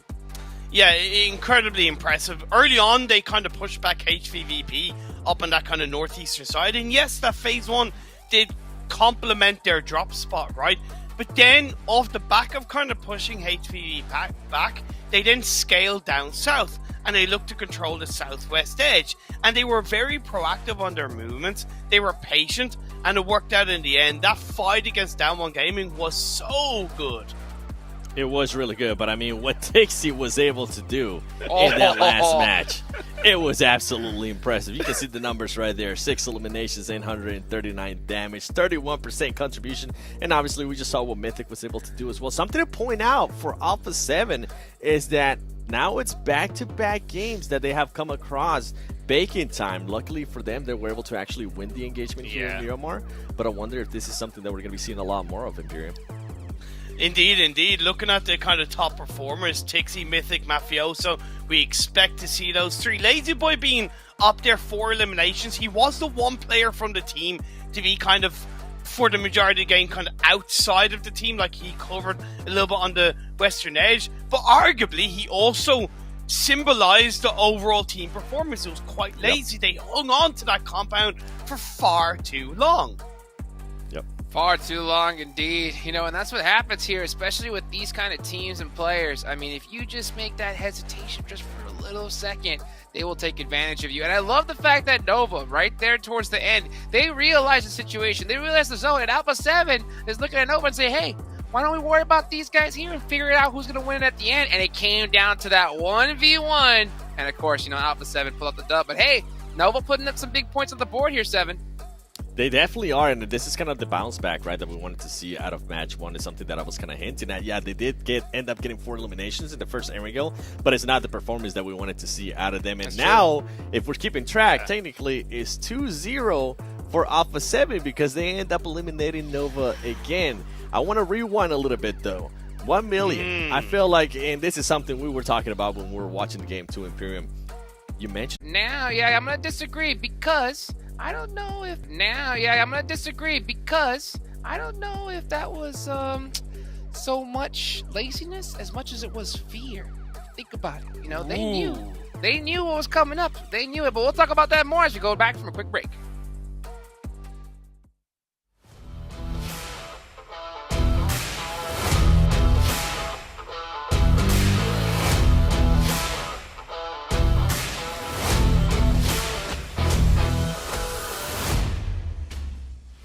De PUBG Mobile. Prepárense para experimentar los nuevos eventos que se vienen. Prepárense y únanse. Disfrutar el juego.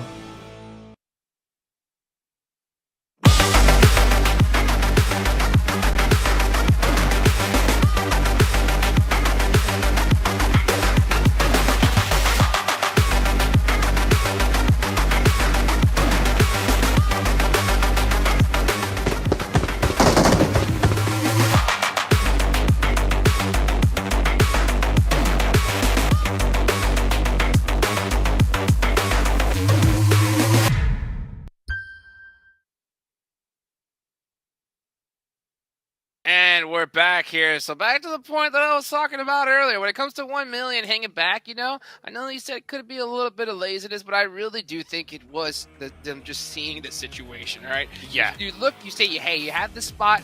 We're safe. We're in the global championships. We need to put some points on the board. Yeah. We're seeing Alpha 7 take out everybody. The previous champions taking out everybody. I think we'll just hold back just a little bit for a little bit longer. So I can't say I blame them, but hey, you're right. That little thing could really cost you here. But you know what's not going to cost you anything? Is that Xperia 1 for an Xperia stream, dude. We're creating in collaboration with professional esports players. Make sure you go and play PUBG Mobile in 90 hertz with the Xperia Stream's total cooling system and multiple ports for intensive gaming and streaming. Man, so much to talk about here. You know, 7. Nova had a really, really great performance there. And make sure that they need to follow us, right? On the TikTok, Facebook, Instagram, and YouTube. You know what? You mentioned Nova there for a second. Something to point out, too. I was hinting at Alpha 7 going up against Bacon once again. Another one that we saw earlier was Nova against Power. They lost a player to Power once again. But you can see Alpha 7 with that win being able to jump up to that first place. 30 points total for that team. Skylights gaming there with 29 points. Bacon, even though they didn't have one of the greatest performances, the performance that they had there on Erangel allows them to be there within the top 3. And HBVP, man, what an impressive play by Tixie as well, Imperium. Yeah, very good by Tixie, and even just the team as a whole, right? On that rotation, going back to to that last match. Like, they lost a player, but they didn't hesitate, just kept on going. They were like a bulldozer, and sometimes the best defense is more offense, right? And that proved to be the case. But looking down at the second half of the rankings, Fireflux Esports surprisingly lack of points in the first 2 games. PK, yeah, I expected them to struggle to begin with, but I do sense that there's potential for them to climb back up, of course. And also, Inco, my first team to watch, they've been kind of nowhere to be seen, Seven. Yeah, they're currently hiding, but guess what? We're going to Sandhawk. We have seen in the past what some of these Brazilian teams are able to do in Sandhawk. We see how aggressive they can actually be. Maybe that will be the time where Inco Gaming can actually push a little bit more. And I want to see more out of Knights too. I feel like we really haven't been able to see much of them. We didn't really see much of them in the first game. In the second game, they ended up conceding Picado to Vampire Esports, which was actually quite surprising, and it ended up working out perfect for them. Sure. But in the Sandhawk here, come on. Like, let me see that firepower that you guys tend to showcase in Americas and North America. Knights. I think it's going to be a bit more of a slow burner for Knights across the board. They're from a region that arguably isn't the most strongest when it comes to the full-on competitive pool. When we look at the likes of Thailand and even Brazil and all that jazz. So I think it's going to be them kind of looking to utilize the 4 days and the 24 games they have to kind of feel into that. Dukes, and I think in time they will show it. Yeah, hopefully they do. Let's take a look at the teams to watch that you guys picked here for this match. I know you got Knights there on the board. Hopefully we can. I got the fingers crossed for them at Sandhawk because, man, this is a heck of a group to be in. Yeah, it definitely is. And I mean, with what I was talking about Knights, they tend to perform pretty well too when it comes to Sandhawk. They tend to be a little bit more aggressive.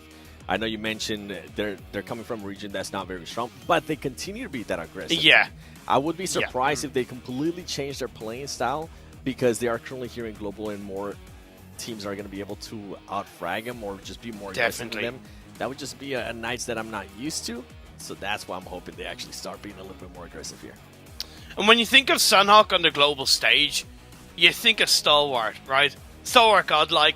This team has dominated Sandhawk game after game, going back to the South Asian Championships and otherwise. The thing that they're going to have to contend with is with this shift in the circle algorithm, you're naturally going to have more teams inside the circle coming into Phase 3, Phase 4, Phase 5. So that is going to put a bit of pressure on the possible landmass that the likes of Stalwart have and the amount of potential third parties that might go against it. But then again, you can say the same for all of the teams in this lobby.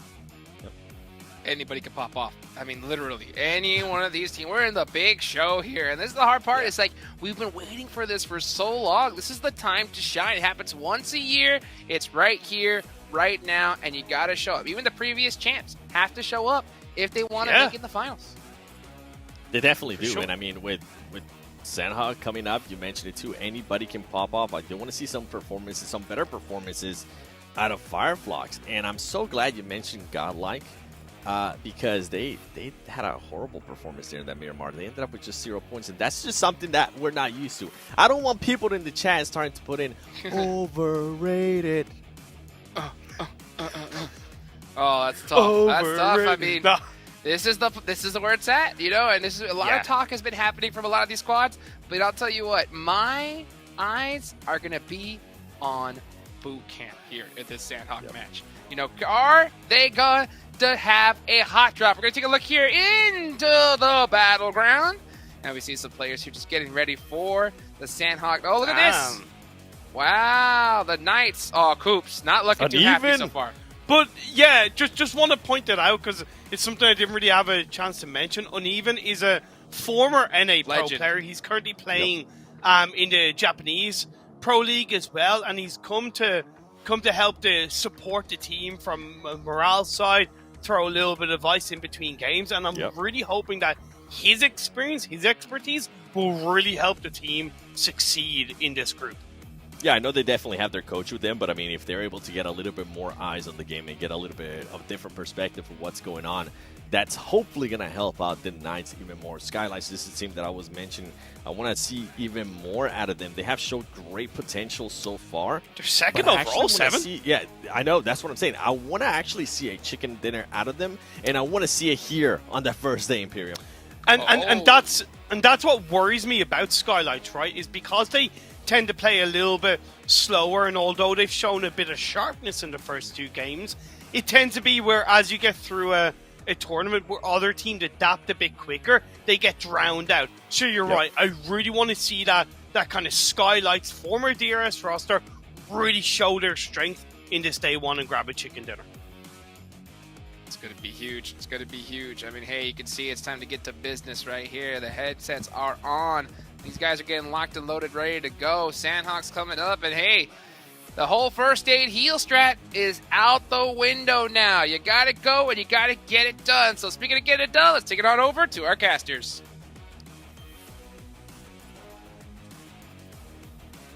We are heading into Sandhawk. As you can see, all the players locked and loaded, ready to get into the jungle for the first of the new Miramar lobbies of Group Green. We saw it last week. Some heavily dynamic changes into the zones. And this time around, I'm expecting no different. Yeah, and I think this time around, one thing that we can expect are maybe increased hot drops with so many heavy-hitting fighting teams that like to take those 4v4s. We saw one already in each game. A hot drop did come out. First match, it was Gatka. Second match, it was Picado, even though a full-out fight didn't break. I do imagine we'll have more happening here in this Sandhawk. And who's going to take Boot Camp? And who's going to take Paradise Resort? And I think it's a little underrated, but I feel like Painan is also a great spot to have a hot drop for. And I do believe that is where Nova typically drops in Painan, so they might have to contest the team for that location as well. I'm interested in... I spoke about them a lot in the last game, but I'm interested in HVVP because in their tournament play, they've gone for some interesting drops on Sandhawk. I'm wondering if the dynamics of this circle are going to change that. They would drop in a 2-1-1 split, 2 over towards the Northwest Island Mountain, leaving 1 further south on one of those confluence compounds on the trifecta on the west side, and 1 on the east side as well. So I'm wondering if they're going to be given that space here as well. We're going to find out momentarily as we head over Sandhawk. Sandhawk, here it is. The most brutal map of all, with the most brutal group out of all 3 groups playing, making this potentially the most brutal game that we are about to witness. People are jumping out of the plane here. We do see a nice even spread stretching out. No huge clumps of colors all in one spot. It might actually just be that we don't see the hot drop in boot camp, that's for sure. It looks like Star Wars is going to be the one that takes that. And here's that drop you're talking about with HVVP taking that northwestern side, but one of their members looks like it is going to get contested near the trifecta area. And this is the drop that they went for when nobody went to Camp Alpha, so this is fair enough. They're going to go a little bit closer together on the Northwest Island. Instead, the Pittsburgh Knights kind of playing that drop that HVVP were going for before in a couple of tournaments. They're playing split around that confluence. Yeah, and it looks like the only hot drop would be around the Ruins area. This might be more of an elongated fight with Inko and Damwon Gaming. I don't think Inko want part of this right now. I imagine Becca's just beating a hasty retreat. But then again, the rest of the players can move in, find some angles. If Forrest is caught out in the open, it's a really good opening. His left flank is very, very exposed, but Becca being a little bit more drafty right now. As the rest of Damwon are rolling straight on in. They know there's a player here, has only got that UMP, unlikely to have meds on this early of the drop. Junie bringing that DBS in. They pioneered it back in PMWI to bring it back to the forefront of the meta. And then the DBS will be looking to enter into this one as well. Out for the knock, out for the flush. And Damwon descended upon him like bloodhounds right there. And it looked like you said, the rest of Ingo had wanted no part of that. That's one player down. We're going to get a second casualty already. So no hard hot drops, but the action is going to pick up very quickly as Evos will lose a player as well. So Power on the north side, on the northwest side of Paradise Resort. A little bit of a spread drop for Power. Kante at the moment on the southeast side will bear the brunt of the egress from Evo from Paradise Resort. And we'll be able to hold out strong. I mean, they've lost, as you say, not fully lost the player just yet, but there's no way you get that player back up. Evos maybe being baited out by Kante. And Yeah, we're just and going to there go goes for that the flush. I'm looking at the map right now. So many teams are dropping extremely split all throughout the map. We see 1 million on the north side, right? Not in Tapmock or Cow entirely, but instead just spread across the northern hemisphere of the edge. And we might see another engagement here between Star Wars and the Knights. I don't think Spec has any idea whatsoever that Pika is right there. Godlike Stalwart, it's pretty crucial that they secure a route out of boot camp, and this is what Pika's going for. Caught in the cross. Spec blindsided there, and Pittsburgh Knights lose a player on what was probably one of the stronger positions as well, which is really unfortunate with that with that confluence of rivers, that trifecta slap bang in the center of the circle. With 4 players, they could have exerted so much control over this topic. Yeah, typically the Knights get boot camp for themselves back on the Americas side, and they always go for that compound that Spec was at. But this time around, if you're not starting off in boot camp, they kind of have priority. They're a bit quicker to get there, and Spec will suffer because of that. Here we see Fireflux coming in, also wanting to take control of this mountaintop. And with the Knights losing that one player, it looks like they're going to give up the hill entirely, because every single time this zone comes up in the Americas region, we will see the Knights up here taking full dominant control. This time, it's going to come down to Fireflux doing a quick rotation, getting 1, 2, 3, maybe the entirety of STE here. It looks like, Godlike Stalwart, they've just been picked up on rotations, I think twice in a row now. Yeah. It's been so unfortunate for them. Pika now the last standing for the squad. Fireflux looking to burn him out of position as well. Once again, retreats to the edge of the shack, lines up 2, but it's not going to be enough. And Godlike Stalwart fall down 16th place. It is not good enough. Stalwarts is struggling a lot here. That's the one problem with boot camp. When there's that much loot, you might take a little bit more time than needed. Fireflux, by the way, they did a huge split, like 2-2, from stretching from the eastern side of the quarry all the way to the western side of the quarry. And because they did a split, they didn't have that much to loot, so they hustled up to that mountaintop very quickly and completely caught the Stalwart team off guard, and that Stalwart's just once again out, only with 12 points total so far over the course of 3 games. Nova playing on either side of Painan right now, seeming to favor the western edge. Paraboy scouting out on the hillsides there. They want some information, if nothing else. Power, after picking up a player from Evos, will move south. They're just hitting the northern warehouses and the northern side of boot camp now in this circle. Does give them that opportunity to rotate west across the water if they need to shift over to that northwest island. Power now coming in from the northern side, taking the boot camp area that the former Stalwarts team was just at. Here's that quick replay. The 1, 2, 3, and just getting cut down to shreds right there. What do you do? What can you do? Yeah. You just get blindsided. Oh, look at that. That is... Oh, yeah. he's slamming the table. Yeah, no, That's a desk slammer. Yeah, I would feel the same. They had the prime position, great loot, great everything, and just they knew they messed up. They took 1 second too long to make that little drive over, and it cost the entire team. And they are frustrated due to the first 2 games as well. Bacon Time coming in from the southwestern edge on the water. Third party in this fight between Nico and Damwon Gaming. Seems like this western edge, you're right, it is really kind of quite jam-packed at this stage.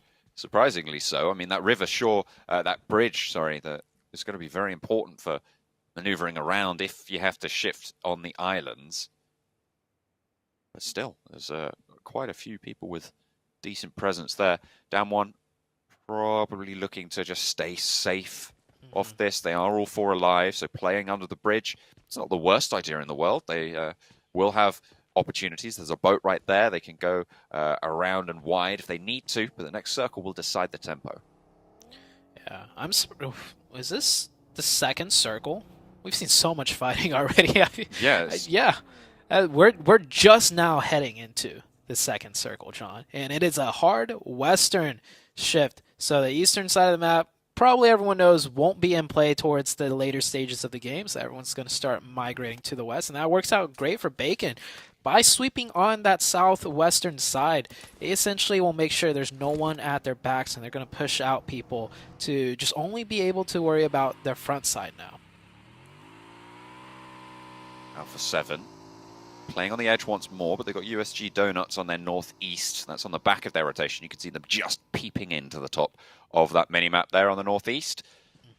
But they are ahead at the moment. The scouts from Donuts USG might spot them out in the vehicles, but that should be heard by Alpha 7 and they'll be aware of it. EVOS, they've been spotted. Micro Boy, shimmying the car around the buildings. They're not going to take the fight just yet, though. Yeah. I think teams want to... It's not like Miramar, where you have a lot of ridges and you can isolate fights on Sandhawk.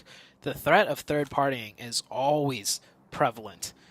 So they'll take some shots, take some peeks, but I think every team is going to just rather hunker down and find some good cover to play from to mitigate those chances of getting hard third party. And yeah, Alpha 7 continuing to rotate in, close to the edge of zone now.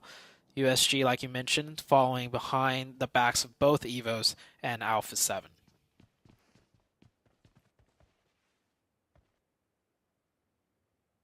Fireflux as the backstop for all of these teams on the eastern side. It all depends really on when Fireflux decide to move, and that's going to be a difficult decision for them to make. They're in this circle. They don't need to move right now. So I imagine we might see quite a few teams start to move south around Fireflux, potentially even moving through Painan into where Udo Alliance are and Nova are on that western side. Inco, not looking super healthy. They only have 2 players remaining and they're wild split. So V2 2K at the moment, basically a solo for Bacon Time to pick up if they drop down a level, but it seems like keeping quiet's working out for now. Yeah, a lot of nooks and crannies here in this ruins area. I don't think Bacon Time's actually going to be able to find them. Like, if the zone keeps ending here, there's a good chance he might just chill here for the rest of the game, as Nova getting caught off. Nova right now, looking at the map, they were playing a huge 1-1-1-1 split, and one of them gets caught right there. So not working out too well for Nova. Nova down to 3. You can see right here, if you look at order on the minimap, no other teammate in sight in that top right. So yeah, everybody's playing extremely split from Nova, but I mean, that's just how Nova does. They always like to play split up in the center of zone. This time around, they will suffer a casualty because of that. This is the Fireflux roadblock in effect now. Players are starting to fall. EVOS lose 1 to a knock. Alpha 7 also under fire. Everybody forced to fight on this lateral north-south line. V2-2K, okay, I'm going to hop right back over to Ruins. Remember, this is the solo player from Inco. Yeah. Going up against the entirety of Bacon Time, holding his nerve on this staircase. We'll be able to spot the player close to it. Wants to put a nade in from Noise. It's a little bit too long on the cook, but down they go, flooding in.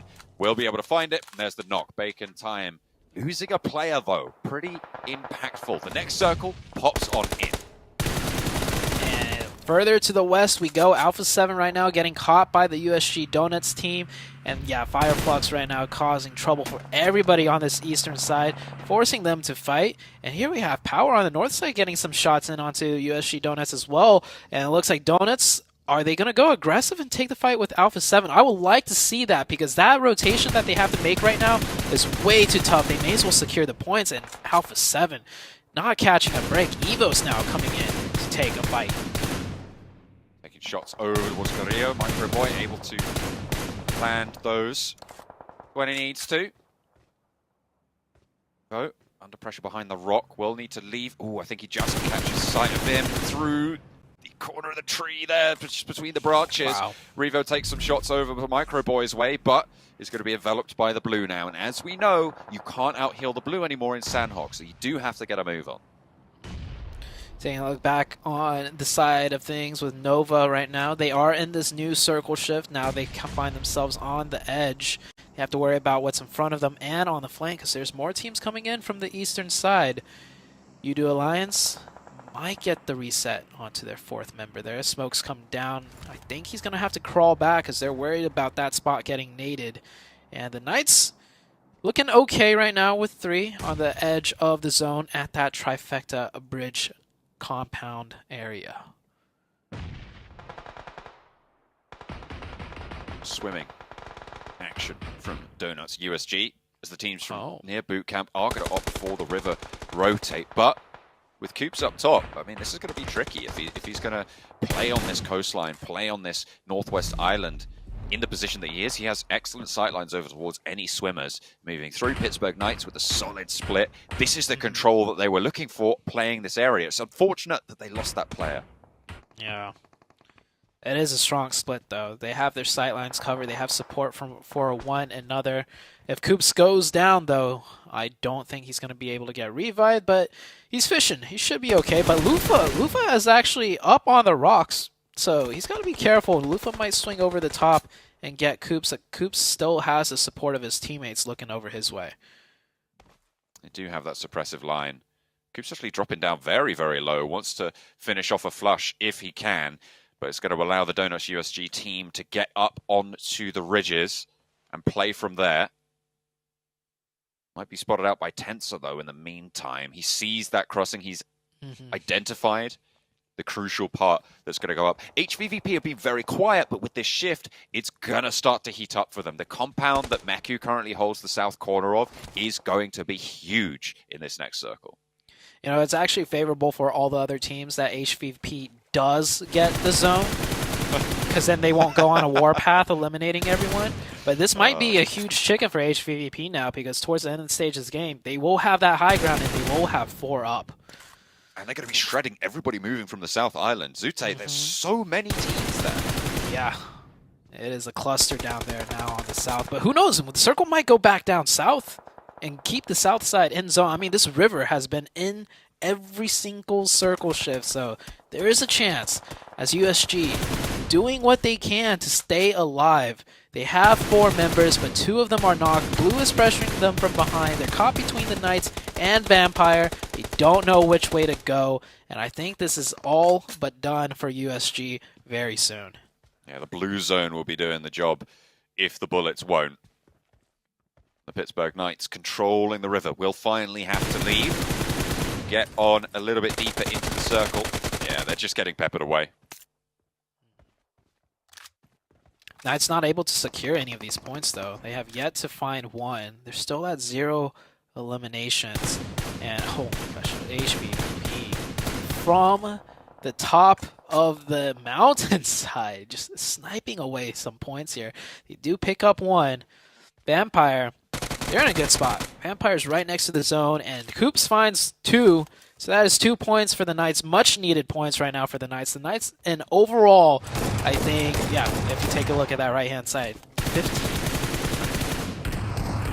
Trying to get some points on this game, try and ladder on up at the moment, though. Ooh, Nenebete doing a lot of work from under the bridge. The last player from Inko, by the way, taking down 2 of Skylights. Bacon Time are going to know about it now. Nima and Mr. Board will be going for the swim to try and get past that roadblock that was instituted in front of them. Only over of this position under the bridge is in the next zone as well. Gonna have to move. I love how active Inko is. He knows if he just plays quiet, he's going to eventually get caught out with no points. So he's trying to stay as active as possible, but still cautious enough not to just go out early. Next zone coming up, and like the south side, still barely in zone, but that does give HVVP a lot of high ground still to work with. And when did Fireflux get up there? What's going on? They were on the eastern side of the map. We're going to have to get the desk to talk about that one, because I have no idea. They were... I mean, sure. I mean, they just hopped in the TARDIS and teleported on up there. I have no idea. That's crazy. There's no way they could rotate through all those teams to get up there. So I beg to differ, Zute. There is, because they've done it. I mean, it's like... I mean, did they loop back around from the east deep into the blue? I don't know. I am so Maybe they confused. did. Maybe they came. Maybe they swung up north. Well, whatever it was. Pièce de resistance of rotation right there. I have no idea how it happened. But we're going to hop back on board with Udo Yeah. Alliance. Last player remaining. Olio on the outside. Playing off in the blue against that one, who've got one player stuck a little bit to the sidelines, but two players further forwards. Forrest finds the route of egress, but gets cut down in the time being. A spray down, gets a flush to bring the elimination count up to 3. You can still heal out this phase of the blue. Flux. They do go down, so that's the end of their road. But goodness me, don't know how that happened. Done one, 2 players left really. Sung, and actually Junie gets picked up.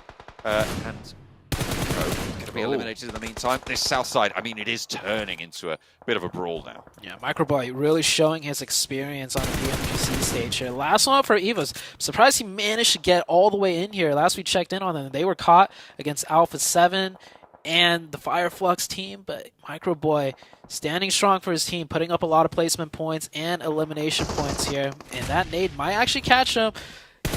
Udo Alliance still alive, runs in, and Microboy will finish that one out. The Knights also go down to the side of Nova. Nova staying strong, 1 million, fighting against Bacon Time, but meanwhile the Grim Reapers, that is HVVP, is just slicing everyone down from the top side.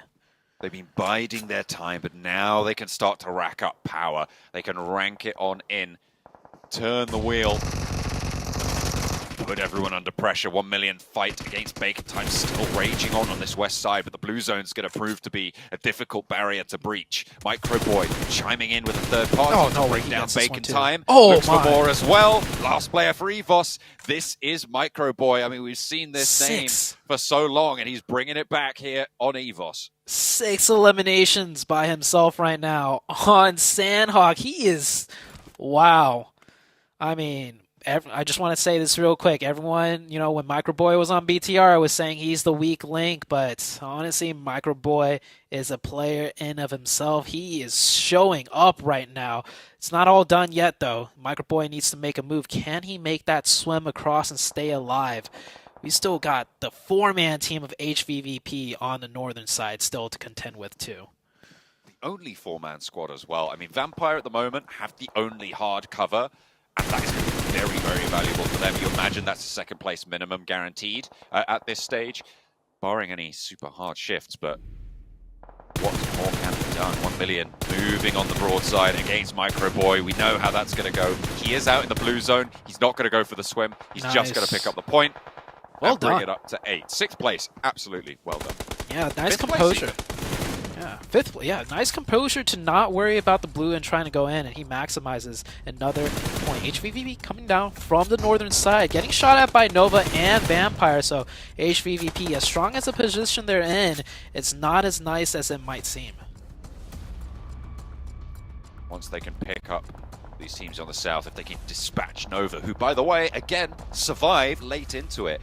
With the zone shifting away from Vampire, now it's a little bit more all to play for. Another rematch between Nova and HVVP potentially. Yeah, Vampire's got to make a move.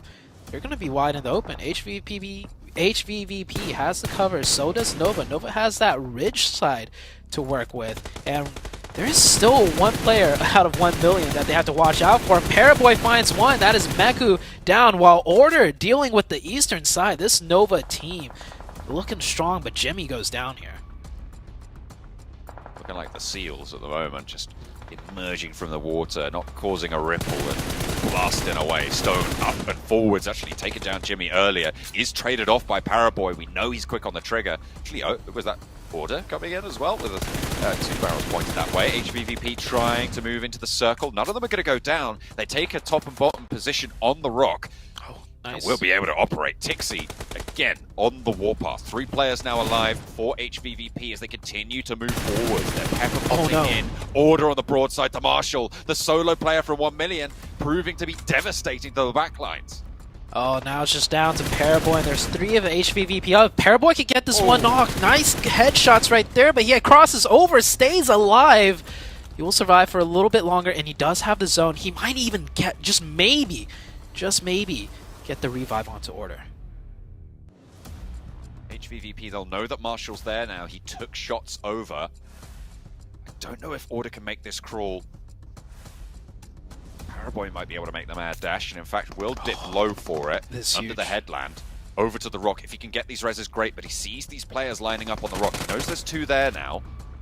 Shouldn't have too many more smokes, I'd imagine. I wonder if he's got too many nades. Marshall that's a doesn't. knock. There's Tixie found. Excellent position. Nova are not chiming in. They're looking for those reses. Kitsune potentially on the lineup. Matic spotted. It is taken out by Paraboy. HVVP getting caught open. Marshall, last player, but it's Kitsune to stay alive. Can he stick the res? A nade over the top might be all it takes, and it looks perfect. It looks like it's on the money, but where's the explosion? It's not coming through. Just a little bit wide, but 2 more might be the final nail in the coffin. Kitsune forced to go for the challenge. What a It's game. not even going to matter. Nova rise from the depths. The river will not stop them. They get the cross, and it is a winner-winner chicken dinner from Nova.